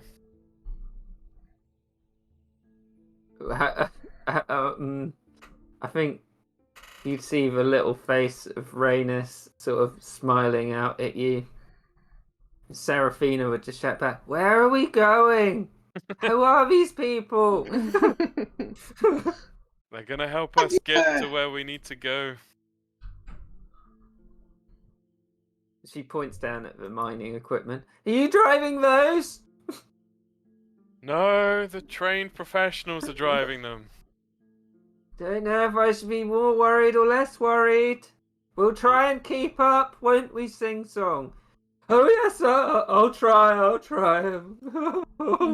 Please don't go too fast, Real. Boss gives it to me too hard if I can't keep up, and dealing with all those refugees was a lot.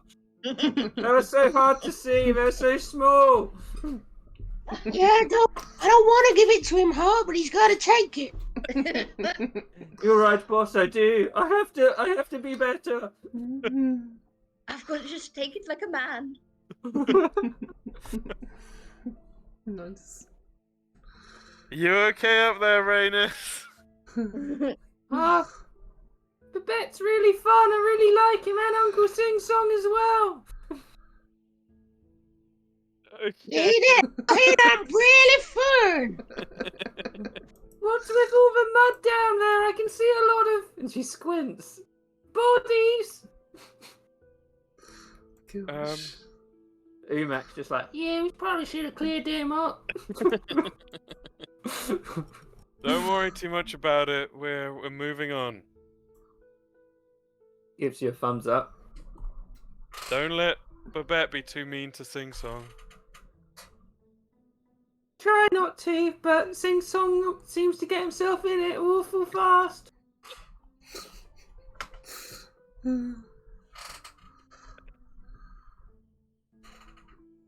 Grell kind of leans over to Hepatra and just says, "It's nice to be reminded that we're not the strangest ones around."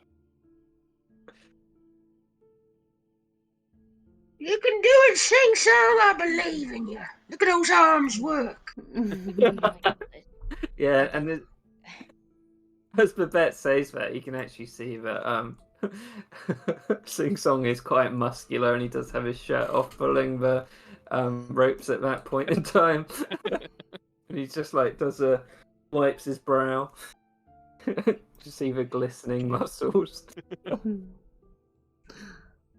What did Hepatra say? I imagine that he's just shouting up in the clouds, etc. And Patra's just like, I really don't miss that guy.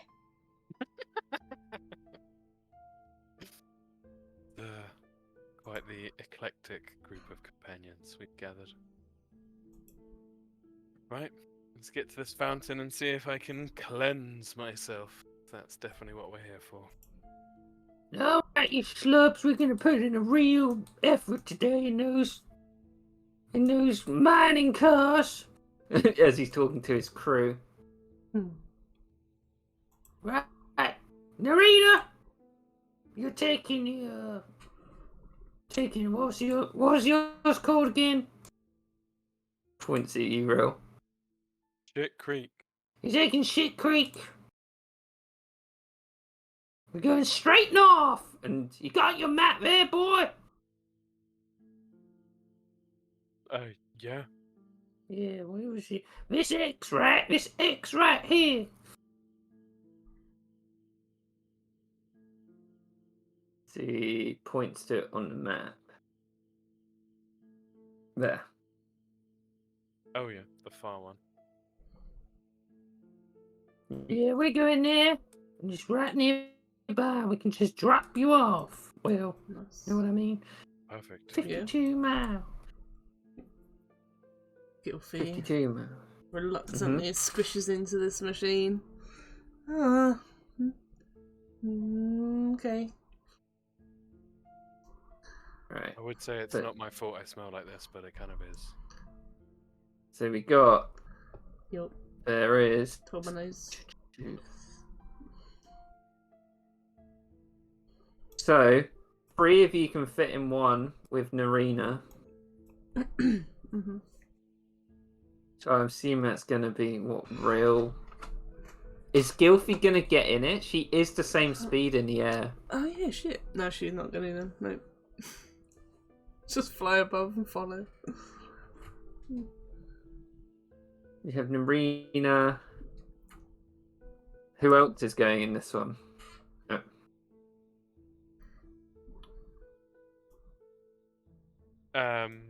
Does Momo count as a... Momo would count, yeah. Okay.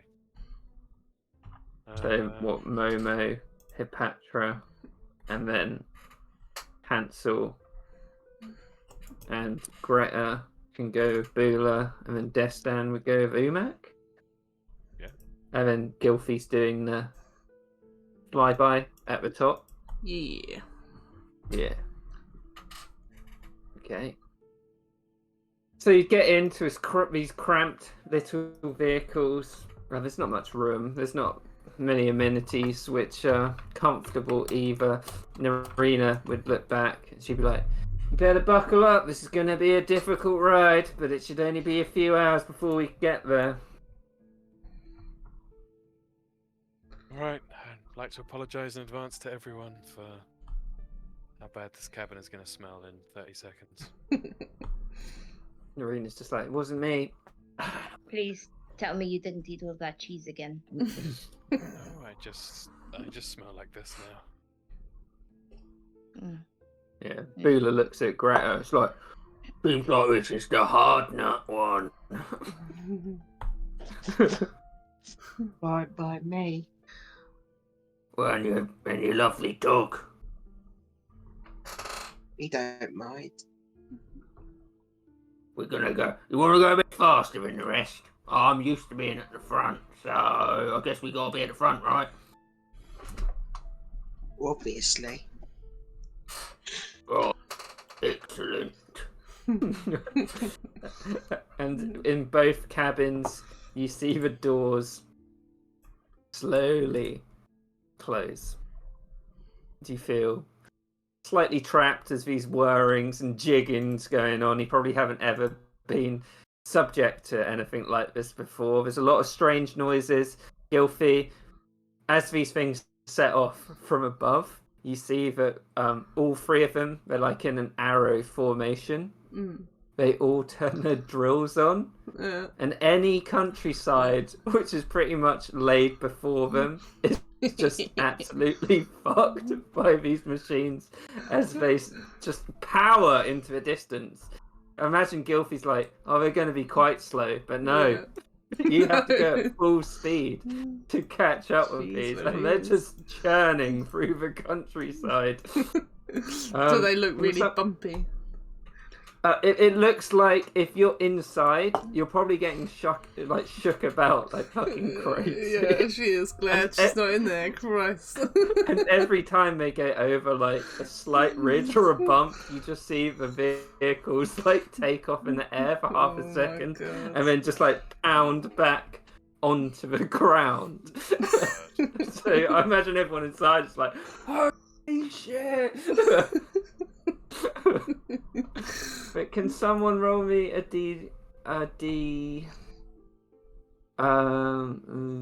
where is it? A D. Yeah.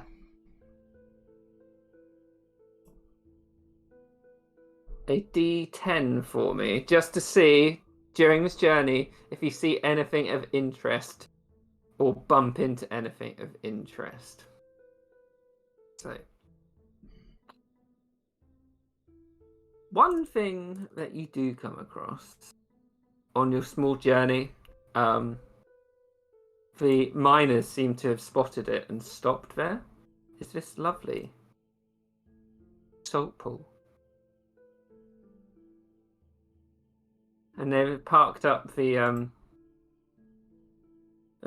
mining cars around the countryside. And Umak gets out. He's like, it's a bit bumpy, isn't it? Real like falls out the side of it. And everybody inside that cabin would be covered in Momo. Yeah, just going everywhere. I feel like a Malcolm in a bag. Gilfie gracefully flies down with her owl wings, lands on a rock. I'm glad I wasn't in there. Not gonna lie, guys. You see most of your friends stagger out of the mining cars, and you see Umak saying, well, that's why we're here. Gotta get rid of all those bumps and bruises. Why don't you take a little dip in the pool? It's rather relaxing. Does it look as gross and dirty as it does in the picture? If you went up to it, Gilfie, and like picked up that white stuff, you'd realise it is salt. Okay. Yeah, this is one of the wonders of the world. This is where all the rich folk would come if they could be bothered to survive out here. Nope, these clear pools, perfect for relaxing. You get in it, you float on the surface. It's rather nice. And you just see Umak starts taking off all his clothes and goes completely naked into the pool. He just like spreads out full eagle. You just see him float across the pool. And he's like, serenity. It's not for me, but thanks. Is everyone else okay? Kind of looks around. Oh, Bump real heads. stripping down. You'd see all the miners go in, and most of them remain in their underwear, but they're not all as crazy as Umak. Anything that might make me smell different. Let's go, Momo. Whee! You see the miners kind of look at Momo as he goes in the pool.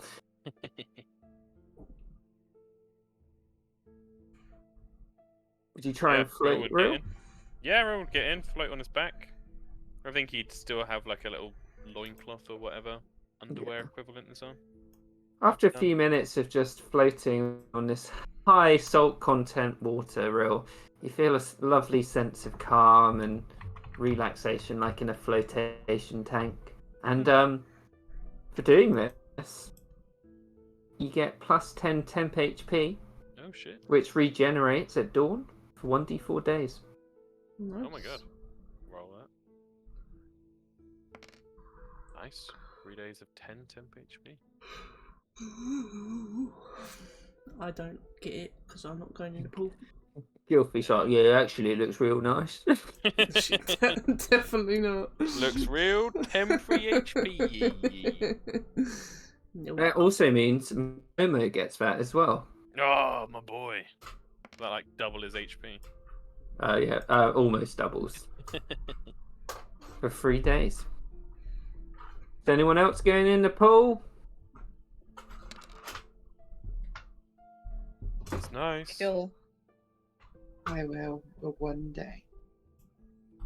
Yeah, and it is lovely, and everyone seems like their worries are washed away as you spend about an hour just chilling in the pool. Your bruises from the mine carts mostly sort of healed and feeling nice. But you have quite the journey to go, and you know that you're going to go from this lovely, calm place to the bumpy mine carts once again. Yeah. Gilfy spends her time pruning her feathers, I suppose. Yeah. Does the balloon catch up? The balloon only goes. Just check how fast the balloon goes. It goes 60 feet. Fly, and you went 80 feet on the ground. I don't. If the balloon did catch up, it'd be right as you're leaving. Okay. Like they'd probably have followed the wake of your carts of the destruction, That makes a lot and of been sense. led to the pool to themselves. And I imagine Bet and Sing Song would 100%, even if you guys hadn't told them, would want to go down to the pool after they see that we stopped there for a while. Very nice. So I will put the people on the balloon to have a little relaxation as well. Nice. Temp HP there. So, once again, you strap yourselves in to the mine carts, except Gilfy. And the bumpiness starts once more. And it's probably getting towards over midday. You probably had the height of the day at the pools. But it's probably about almost 4 now. The sun is going down slightly. There's still like a nice glow on the atmosphere, but I will tell you what you see. So as you're approaching this singular mountain on the map, so you'd be whoosh up here by now. Oh, jeez. And the geyser thing was probably about here.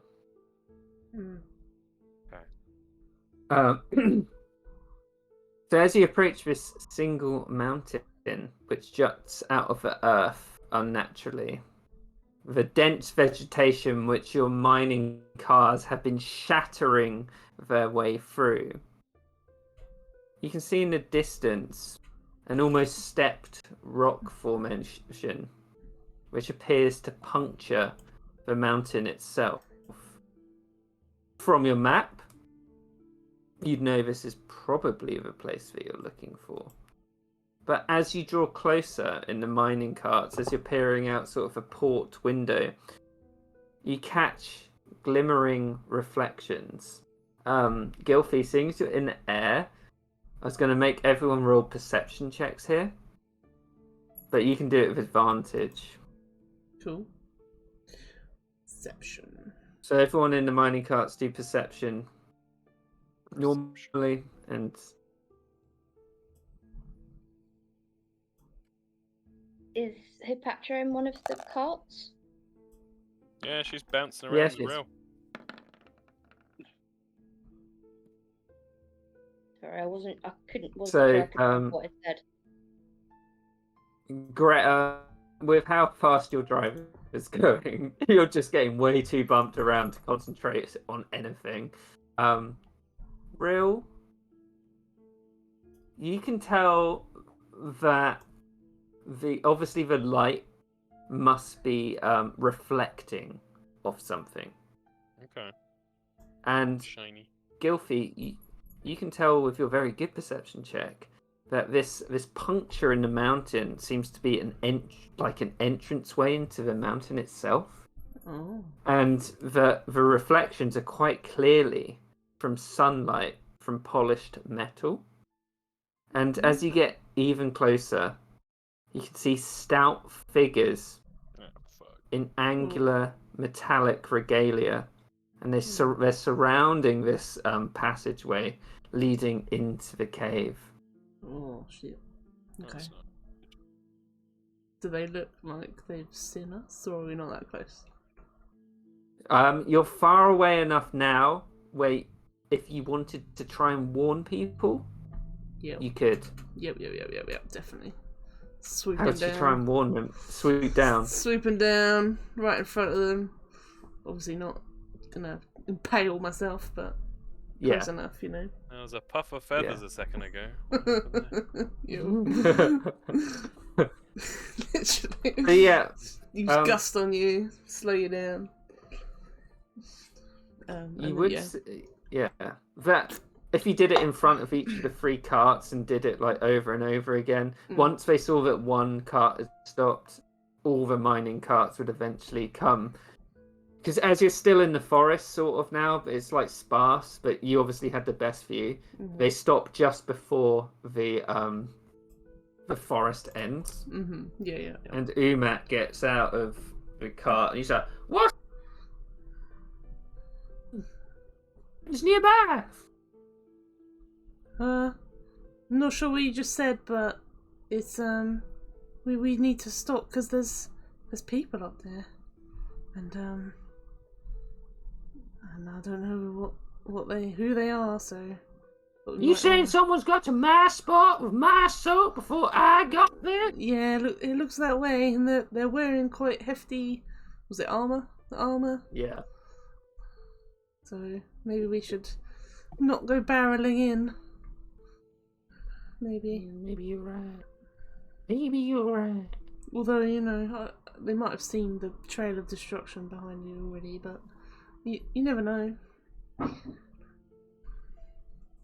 Did you Well- recognize them at all, Gilfie? Did they look like any Oh, Kind don't of know. Did I particular kind of recognise them? folk? You, from this distance, Gilfie, you can tell that it must be armor because it's reflecting very well. There are a lot of reds, and the figures look stout, but you couldn't really work out anything else about them. Okay, yeah. Well, they're sort of red in colour. I can't really tell because the sun's sort of reflecting off their armour, but a stout sort of folk. Can't really tell much more than that though. Sounds like it could be ascendancy. Maybe. Should we go from a different approach, maybe? Maybe. What's your thinking in terms of ascendancy, Umak? They harassed us. They said we weren't wanted here. But, they kept away. They didn't help when we asked them to help get the carts out of the works, but...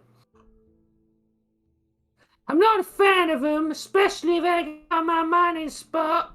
Okay, that's good to know. Well, I'm just saying, if you need to get into that mountain, I'm not going to stop you. Yeah, it seems like they're sort of on the. They were sort of guarding it, kind of, Kieran, maybe. Yeah, so there's this, like... It's almost like a natural causeway that's leading into beneath the mountain. And it's very, very rocky. But it looks like they were surrounding this, like, mouth of the mountain, basically. Okay. Well, there's at least one way in, and they're guarding it. So.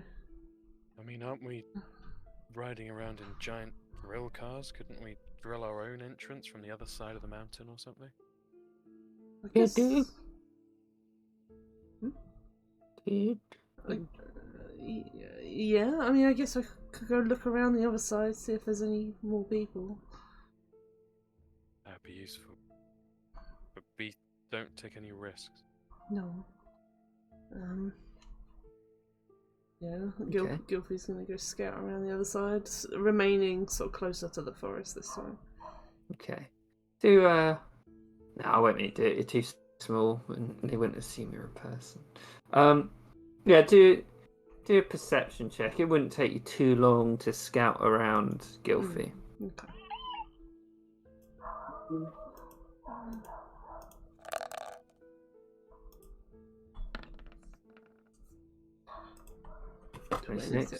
Yeah. So around the other side of the mountain, it's quite heavily forested. Though whenever you get up to the mountain proper, unlike the other side, there seems to be no like mouth to the mountain. With that perception, would you try and see closer of the mouth itself? Yeah, I mean, sticking mostly around the forest so that they assume she's a bird, but yeah. Yeah. Don't think they'd expect to see anything out here. So if with that, Gilfie, and just looking through it, these figures that you see, they're clearly dwarven and they're dressed for war. There's ones on the ground that are clad in heavy armor and they've got cruel black axes, while there's ones who are on like the upper ledges of this like mouth, because it's quite rocky, so there's multiple levels, and they seem to be wearing the jet black plate of Inquisitors, and they're wearing these distinctive scarlet cloaks as well, which is probably what you saw from quite far away. There is one figure that stands out. He's very grizzled, has a tight ponytail, and he has gold and gleaming armor with black in the recesses. Okay.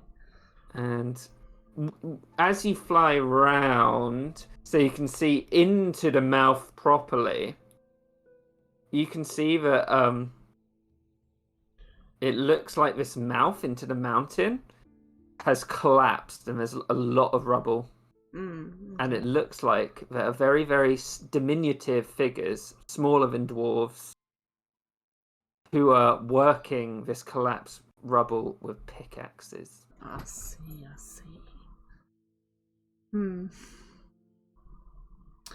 And from behind this mountain, how much of a distance is it? So if we start like drilling from behind, are they gonna just hear us?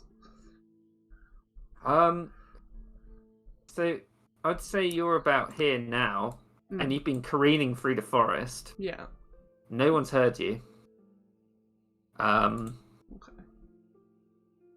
So well, these people don't look alerted. They look like they're just guarding it because maybe there's something on the other side. But I mean, if we start drilling from behind, is it gonna like collapse even more inside, maybe, or So if you went round here vibrate something? and started drilling, Yeah. you don't know where these guys are digging to, but you might be able to get under the mountain itself for sure. Even if they were listening, it would take. You have these cars and you can zip around. True. So you're quite unsure. Like, you could definitely go around the other side of the mountain and start drilling. Okay. Yeah, that was just to answer Rose' question. Yeah. Well, she'll go back and then tell him what she saw. Mm. There seems to be Okay. people in the mouth. Seem to be pickaxing the opening. Sort of looks to Greta for a response to that.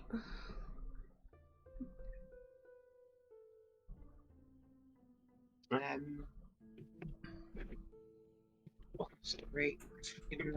Again, so badly. What did you say? So there's people, probably slaves, mining the mouth of the opening, and Gilfie's just mentioning that to Greta. Yeah, Greta's not looking happy. She probably wants to go fucking free them. Yeah. But as for your idea, Real, I mean, it's possible, I guess.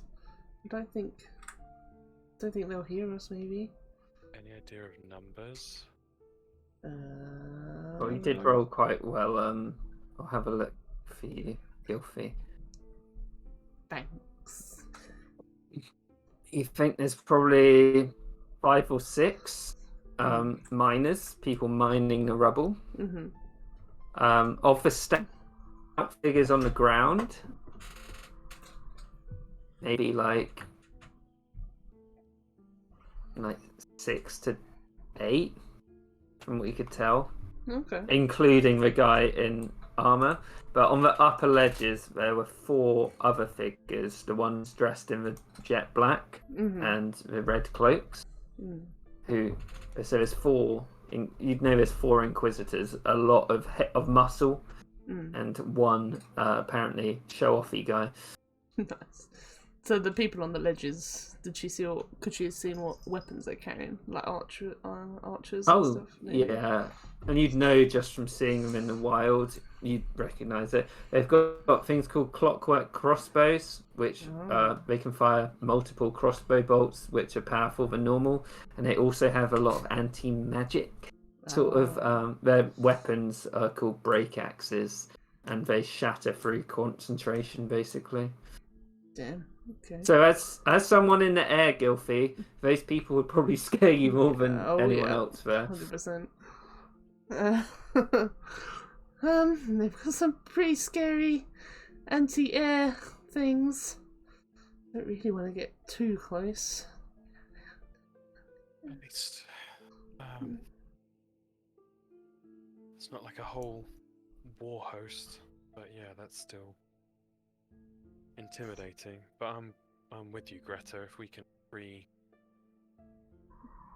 slaves, I mean, we have these drill things, Shit Creek and Co. Pretty powerful. Yeah. What should we do? Are you proposing that we do a daring run and smash through the middle and drill through the rubble? That sounds pretty badass. I was actually thinking one of the drills should try and flank round and drill through to essentially ambush the guys with the crossbows further up.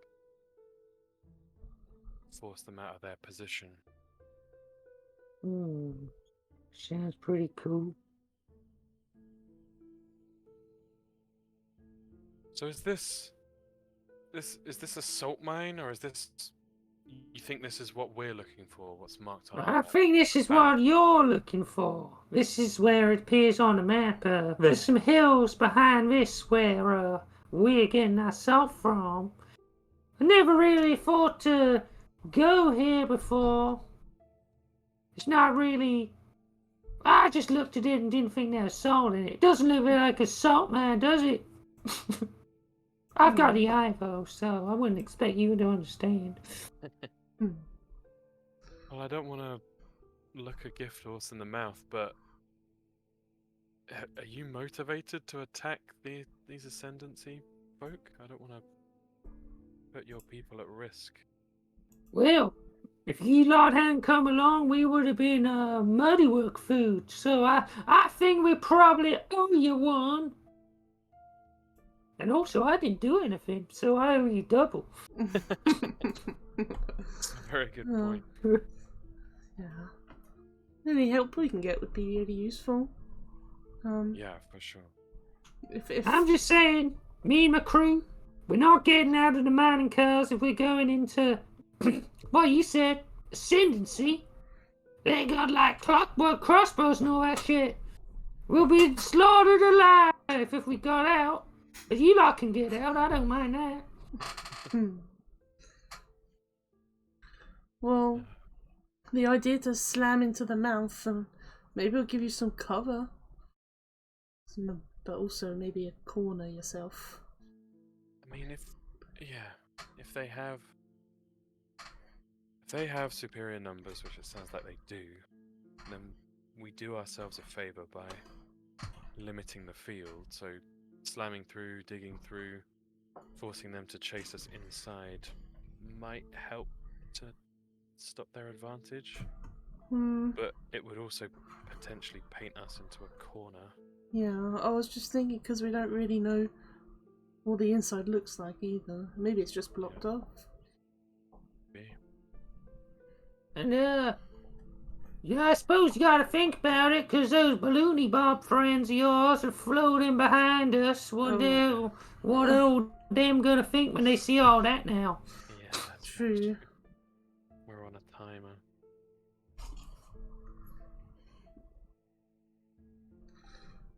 Any ideas? Anyone?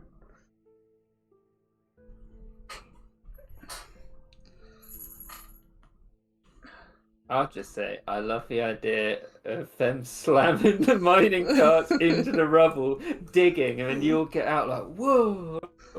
And then just start fighting. Yeah. Shock and awe. I'm just gonna get a drink, but I'll let you think. Not much Gylfi can do. Yes. With the archers around. That's the thing. That's why I'm thinking we need to. I mean, we need to leverage the advantage of the mining carts. There are, because I get the feeling if we just rock up in a pitched battle, we'll get mulched. How big are they? Because we can use them as like barrier, right? Yes, could potentially use them as cover. I think they're fairly big. They can fit us inside, and they're tough things. I think it would just be. They've got crossbows. Inquisitors are probably pretty fucking nasty. How are we gonna get up to the archers at the top? I mean, if they've got nothing that's going to do serious damage to the carts, I mean, I think Kieran said the damage threshold was like 5, so they probably can do serious damage to the carts. But there's nothing to stop you just driving one of the carts at them, having someone drive. Oh, like... sorry. The damage threshold's 10. Oh, okay. But not for all of the carts. Okay. One of them has a damage. Your one, the one that most of you are in, has a damage threshold of 8. Okay. The one that Greta's in has a damage threshold of 2. Okay. It's pretty banged up. Yeah. I want that one to do the slamming. Aren't the archer ones on a higher platform though, so it's not really going to affect them. We can still drive up to them, or drill through the mountain from another angle to emerge onto the Archer's plateau kind of bit. Hmm. Remember, these things go at fucking 80 feet around normally. Yeah, Yeah. they're fast. You could chase down a group of archers, Hmm. fucking drive into them with a drill on, do 8d8 damage or whatever it is again. Or like you could probably looking out, you could probably get up to them, and they wouldn't react until you're about 100 feet away, because these things are nippy. Hmm. Like they'd just be coming towards you and be like, "What the fuck is that?" And you'd be like outside the the entrance. I love it so much, Kieran. We're literally gene stealer cults and the fucking mining equipment. A plan generations in the making. Yeah, maybe just fucking shock and awe with a little bit of tactics. Hmm. Thrown in, I don't know. Hmm. If we want to get up, I suppose we can all just get in the machines. How many machines are we going to slam into them?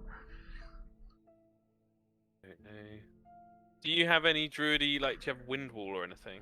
I do have wind wall. That could be pretty clutch for archer stuff. Yeah.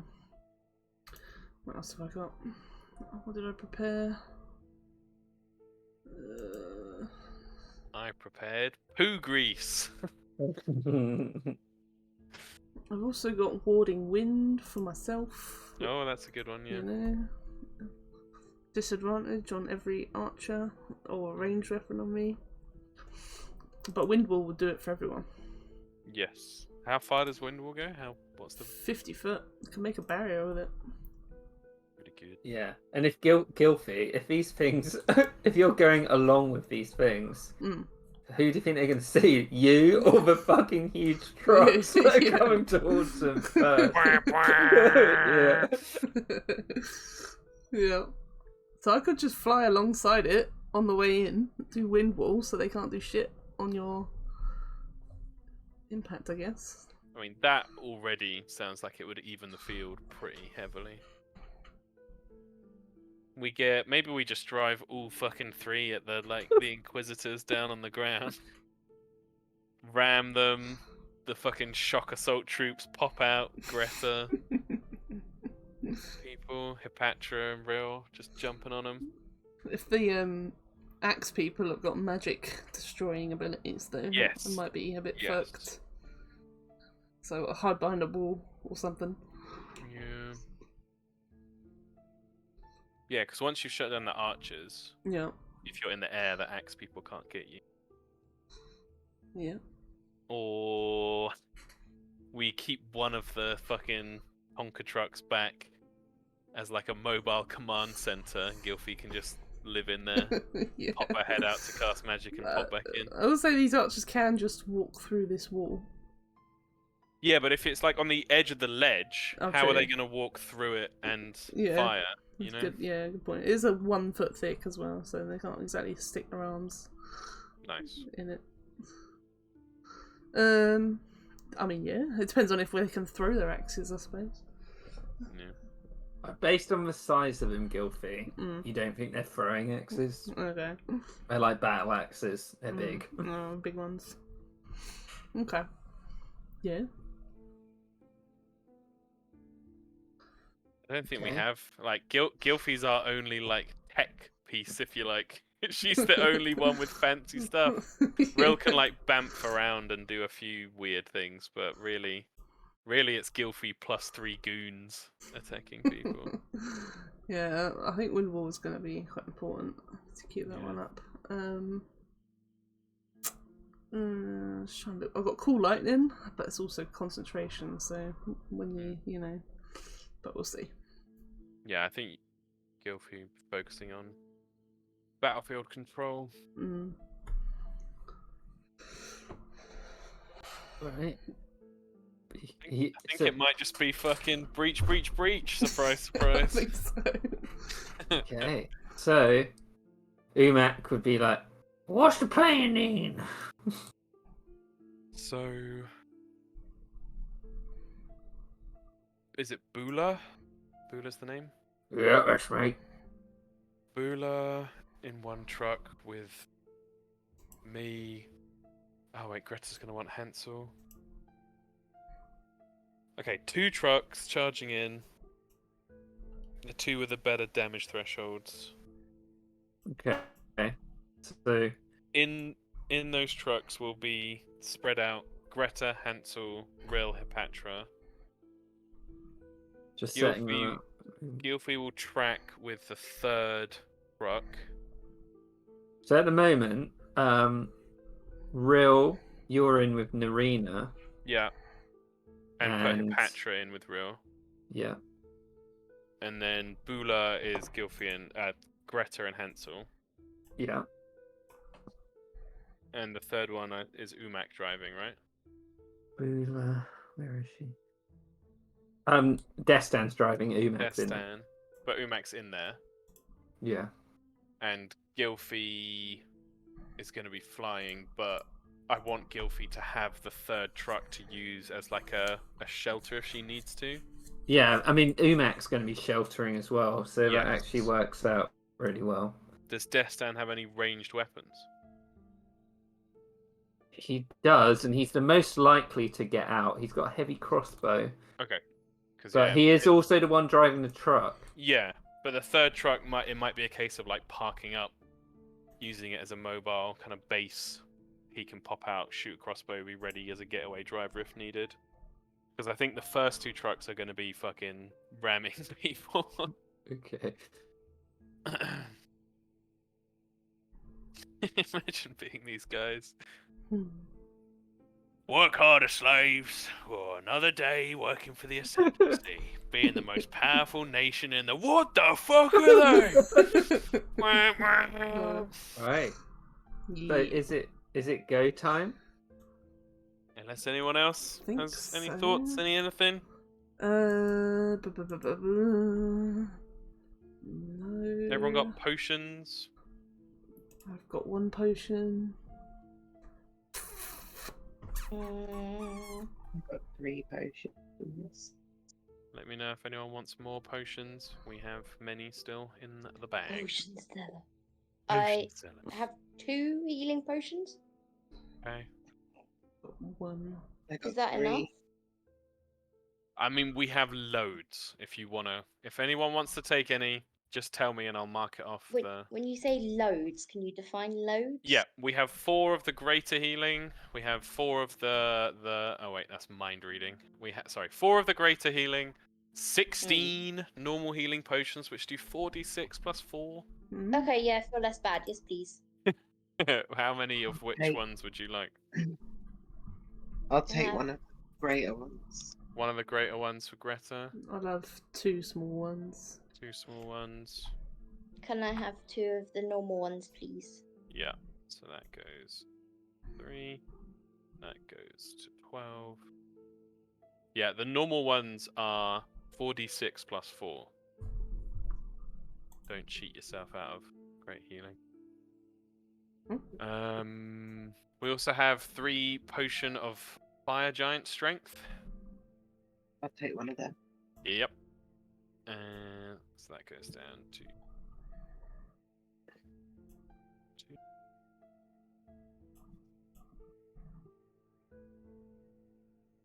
Got 1 potion of death as a backup. Be a dead magma contestant. Rill is going to take one of the greater heat. No, he's going to take 1 greater and 2.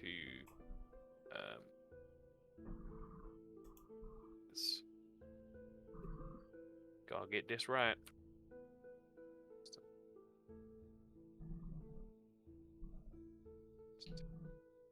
What's everyone's speed? My speed is 30 feet. 30 feet. What about Greta? What's yours? I think it's 45. Oh, shit. Bachelor?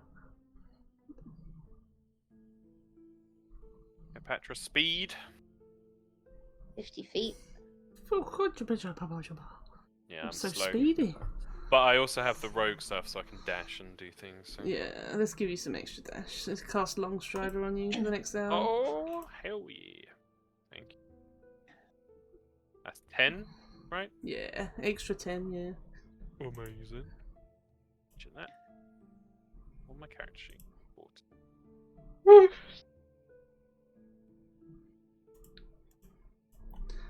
Alright, I can't think of anything else to prepare really. Well, okay, what formation of a cart's gonna be in? That's something. Like a V. A Yeah, shallow two V. at the front, one at the Two back. at the front. Yeah. Okay. Which two at the front? And on which side of the entrance? Narina, Hepatra, Rill on the left, Mm-hmm. and Bula, Greta, Hansel on the right. With the command truck slightly behind. Yeah, maybe. What do you reckon, Gilfie? 30 feet, 50 feet? Probably 30 maybe. Yeah? Yeah. Command truck 30 feet back. Okay.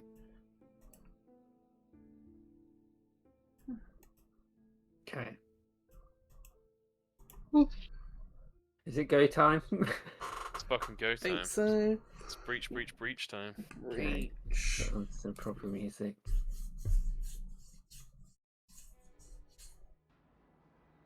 So, Umak's like, I hope this works. Otherwise, you just bought me a day of life, and that's not very good. So, you load up into your trucks, get ready, you crash through the forest in your V formation, and the entrance to the mountain gets larger and larger, and they notice you about this point, and I'll show you on the map where your trucks are when they notice you come crashing out. Yeah. So these two are up front. The command truck slightly behind. I'm going to roll initiative. Yeah. Baby. Hepatra, get that health up to full. And also, as everyone was Yeah. climbing into the trucks, Rill would say, whatever happens, don't die out there. This isn't something we need to die for. No. Watch each other's backs. Yeah. Whatever happens, it's been real, frogs. Hepatra Yeah. would look at him with like a playful smile and be like, "Don't tell me not to die if I want to." You got practice. That's too far. Too soon. Which ones are the archers, by the way, Kieran? Is it these ones over Well, here? No, these are there. These guys up here. Ah, shit. Okay. And these are the halflings you saw. This is the big shiny plate boy, and these are all the sort of grunts. Oh no, my Windwall's not going to cover all of them. Am I actually on the map? Because I can't see myself. Just Yeah, reduce you're the number of you're shots. down is- there. Oh, yeah. Sorry, I worthwhile. didn't go far enough over. I Hmm. apologise. I'm so smart. Real. Initiative. Momo. Initiative.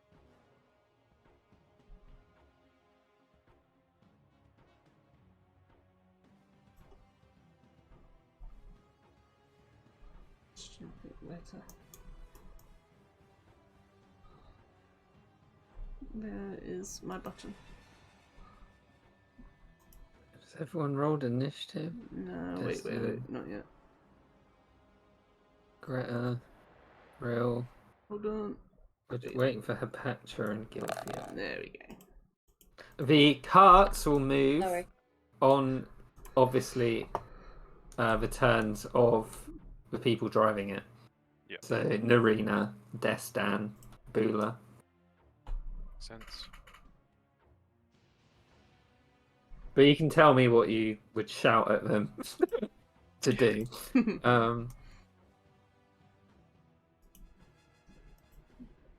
So actually, Momo's first in initiative. Oh, yeah. Momo looks up at Hepatra. Gives her a. He like squints his eyes, puts his like squidges his beret down hard on his forehead, gives her a little salute, little military salute. He's ready to Incredible. rock. I mean, he can't do anything. So I mean, Is I it- didn't think Momo had enough brain cells to do something like that, but yeah. he dodges in case something goes Oh. horrendously wrong. Gilfie, you can see that people in the middle are reacting out the porthole at the front, so you can only really see out directly at the front. You can see they're reacting to the mining carts coming straight for them. Oh yeah. Yeah, do some beeping. Yeah. I'm not in range to do my wind wall, sadly. So it may have to be the next turn. Okay. Are you inside the mining cart, Gilfie? Yes. Cool. I think. No, wait. I was flying next to it, wasn't Are we? I? Yeah, it's up to you. It's up to you. It's up to you. You're 30. You can either be where you are on the map or 30 feet back with the command car. Are these trees here where they are on this map? I might fly to that Yeah, tree. but you can see through them. Oh yeah, that's just more for cover. I'm gonna go fly next to Yeah, these yeah, trees. yeah. They're there. Going over here. Because I assume this cart is going straight in the middle. So, Oh yeah. so let's leave that one for now. I just want to be in range to do one wind wall in front of these archers over here. And it's 120 feet, so I think if I go from this tree here, then I can do it. So what's the wind wall do? Or is that next So- turn? No, if I get up 80 foot, yeah, because I can fly 80 foot, so I'll get up to it, the Okay. tree at this stage. So the wind wall, I'm not doing it directly on them, so it doesn't do any damage. But if I Yeah. do it on the edge, so they can't shoot their arrows over, then it does. The strong wind keeps fog, smoke, and other gases at bay, flying creatures at bay, and loose lightweight materials. Arrows, how bolts, and tall- other ordinary projectiles can't deflect it upward and automatically miss. How tall is it? 15 foot tall. Right. So you know these guys up here, the danger guys. Which ones? Yeah. These two. hmm These ones do have ranged weapons, but you can tell they're just grunts. hmm If you put the wind wall here, it wouldn't reach to cover that as well, Oh yeah. because No. this is 40 feet up. So Alright, each one of these is 40 feet. that's fine. I want to get these bastards up here. Yeah. So yeah, just a wind wall in front of these two to stop them blocking. Chucking How long shit is out. it? 50 feet. Yeah, it's 50 foot long. There we go.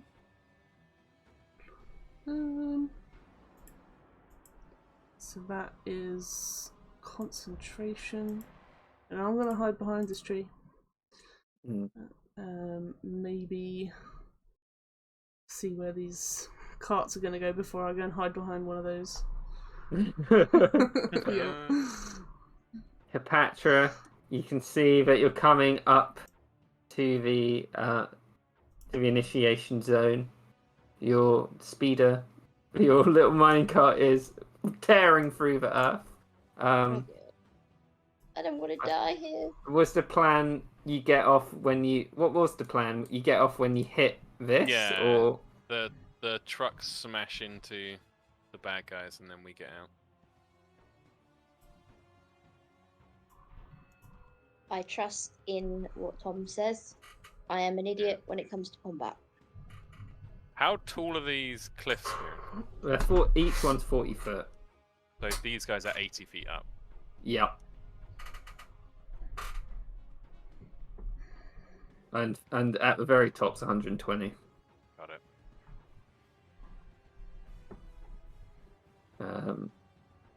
This person, who is a gnome. Oh, they're coming right at us! Get in front of me, then, you fool! Okay.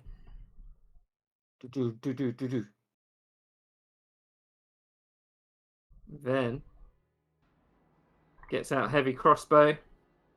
Looks at the main truck coming through. Stay still, dumb. Fires the crossbow at the cart. Badunk. And it does 3 damage. Oh. Nice. So it's still coming. I know. Greta, it's your turn. Drink the potion of fire giant strength. Nice. How much strength does that give me?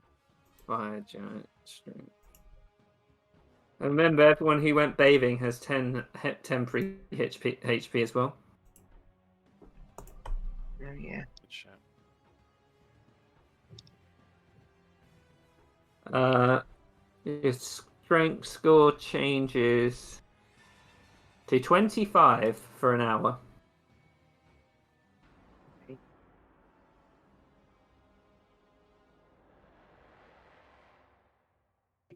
Let me change that quickly.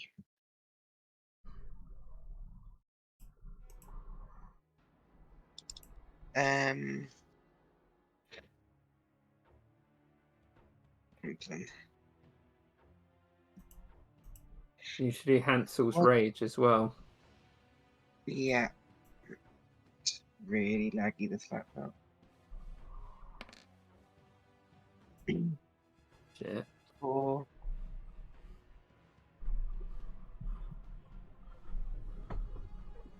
Well, there's not really anything I could do. I just got to wait for the car to get closer.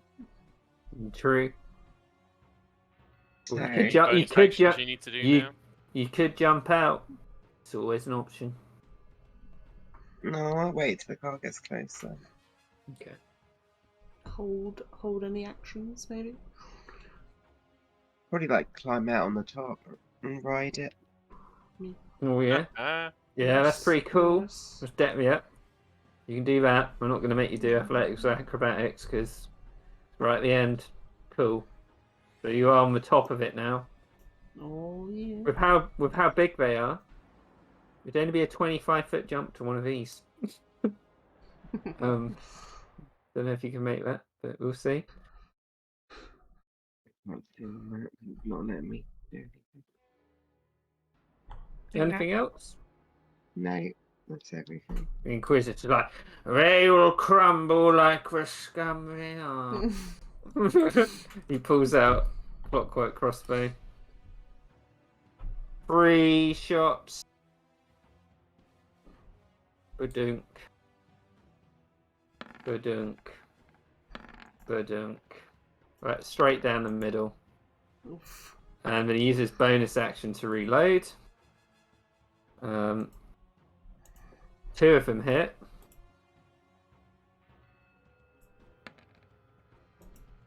They just like they bounce off the side. Oh no. oh yeah. Gonna sort of just run to the side because he can sort of see that they're coming. This guy. Let's have a heavy crossbow. He's gonna shoot at the one on the flank.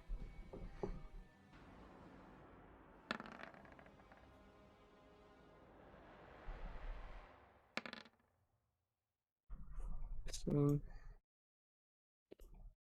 though, with its higher damage threshold than all the others, it doesn't hit. One of the halflings mining turns round. Force!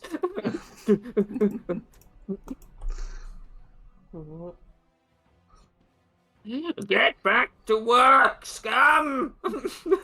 As he runs past him.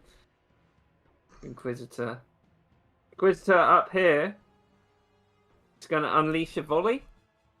Hasn't noticed the wind wall yet. So all 3 shots just go into the wind wall. Nice. Oh, magic! Disgusting!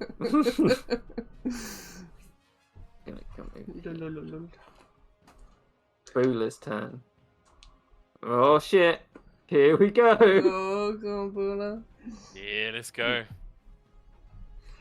She's gonna Get that go drill 80 activated, foot Bula. right up to there.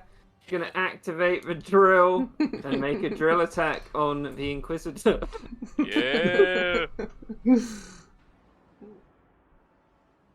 Where is it? Mining car. Drill. Crit. Oh. So you see this guy jump out the way of the drill. Oh, fuck. And they're probably up in action now. That's God. Looking at the mining car. Try to impale his boss. We don't want to get in the way of a drill, but we know that there's another load coming. And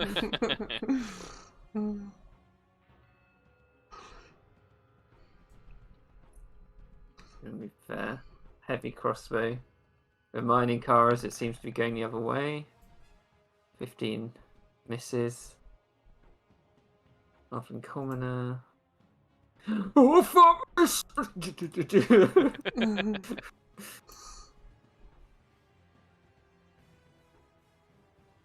You have a halfling shout, "No, lads, we have to work harder!" And he starts like mining more. Scab. Scab, Yeah. scab, scab. Guy. It's gonna heavy crossbow down. At the mining car.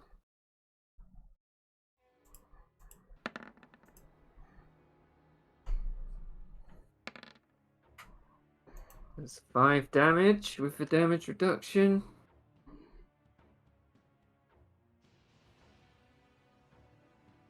Halfling looks at his friends running away. Looks at the scab. He's like, "I've worked harder for you my whole life!" And goes back, climbs up and starts trying to mine. Frantic mining. Goes up here. He's going to rain a bunch of bolts down on the mining car. We'll end at the end of the round. Nice.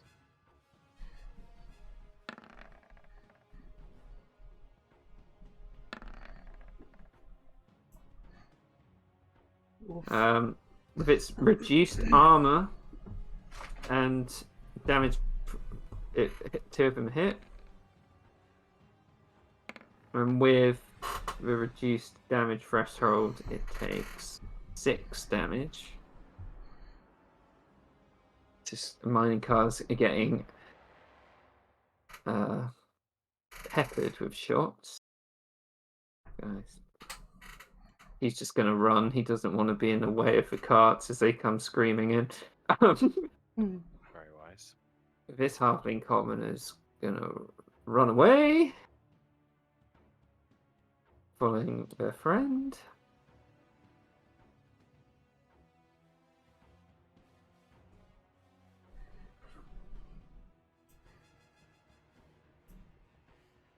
He's going to start walking down the hill.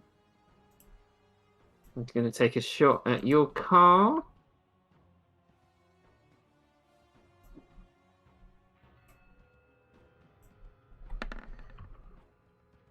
Goes flying wide.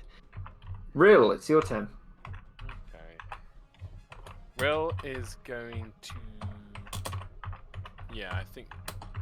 Doesn't want to burst out. He doesn't want to like hold the burst out or anything. Weirdly though, there is something he can do. Because you said there are windows. There's a porthole at the front. So you can see everything like out that way. Like straight out. Ian's gonna summon an echo. It would have to be like here, within these 3. That's fine. Like right at the front. Yeah, like that. Yep, he like focuses and this echo shimmers into being. Could be useful if I need to teleport back, something like that. Although, actually, I think if it gets 30 feet from me, it fucking disappears, so whatever. But maybe it'll be a distraction. And I'll take the dodge action. That's my turn. This Ascendancy Inquisitor is going to do what nobody was expecting of her because she's a great hero. Walks up here. Everyone get back to work! And she like jumps off the side. 80 feet! Yeah, 80 feet. So that's 8d6, right? Yes.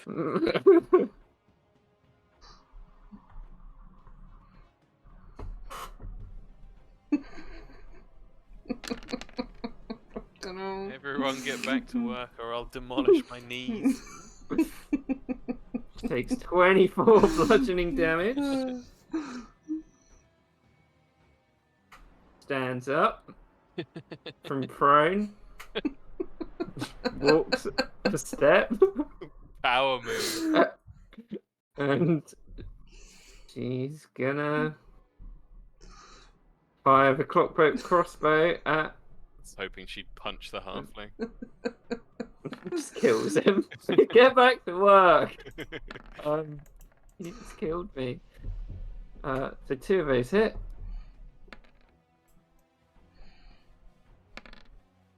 So 8, 11. It's getting a bit beat up, that one. So Destan, without Gilfie in the car. Umak, been a pleasure knowing you.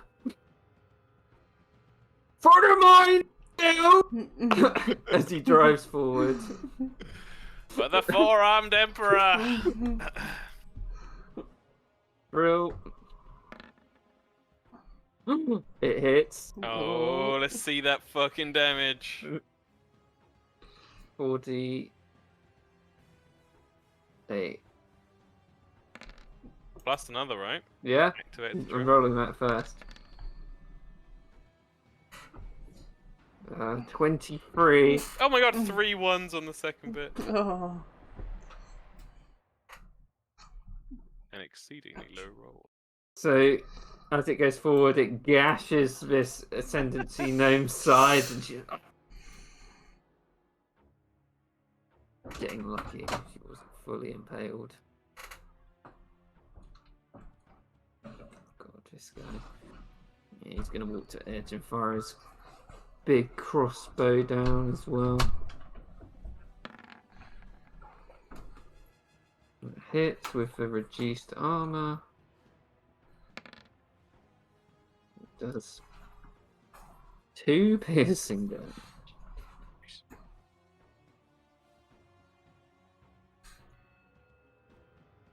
Right.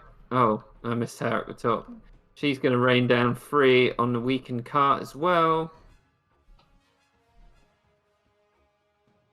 1, 2, 3. 2 of them hit. Oh lordy. Oh lordy. But this cart, after this, looks very beat up. Well. I want to know if it explodes if it gets destroyed. Well, we might find out next session. I was just going to run up to it now that it's torn into it. And it's going to try and smack on the door.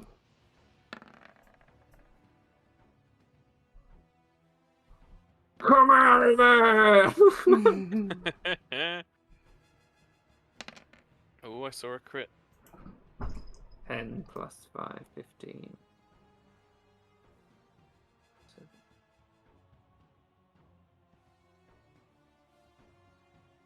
So, did Real shout anything out? Where to go with this cart? Don't hit the halflings. Okay. Sandwich that guy.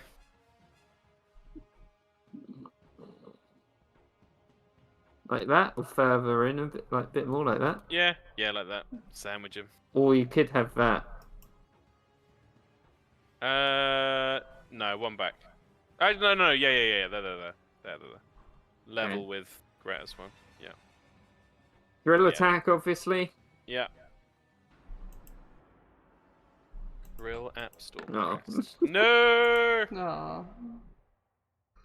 Right. Right, And with that, we'll call it there. we're all set up for Momo Guevara to jump out of the mining car and rally the proletariat. I think I might need to recast my wind wall over the other side now. Yeah. Yeah. But if you hadn't done that, this car might have been fucking exploded already by Yeah, now. True. God. Oh, I hope Very that was. scary. I think there's only one session left. Oh shit. really? Shit. Yeah. No.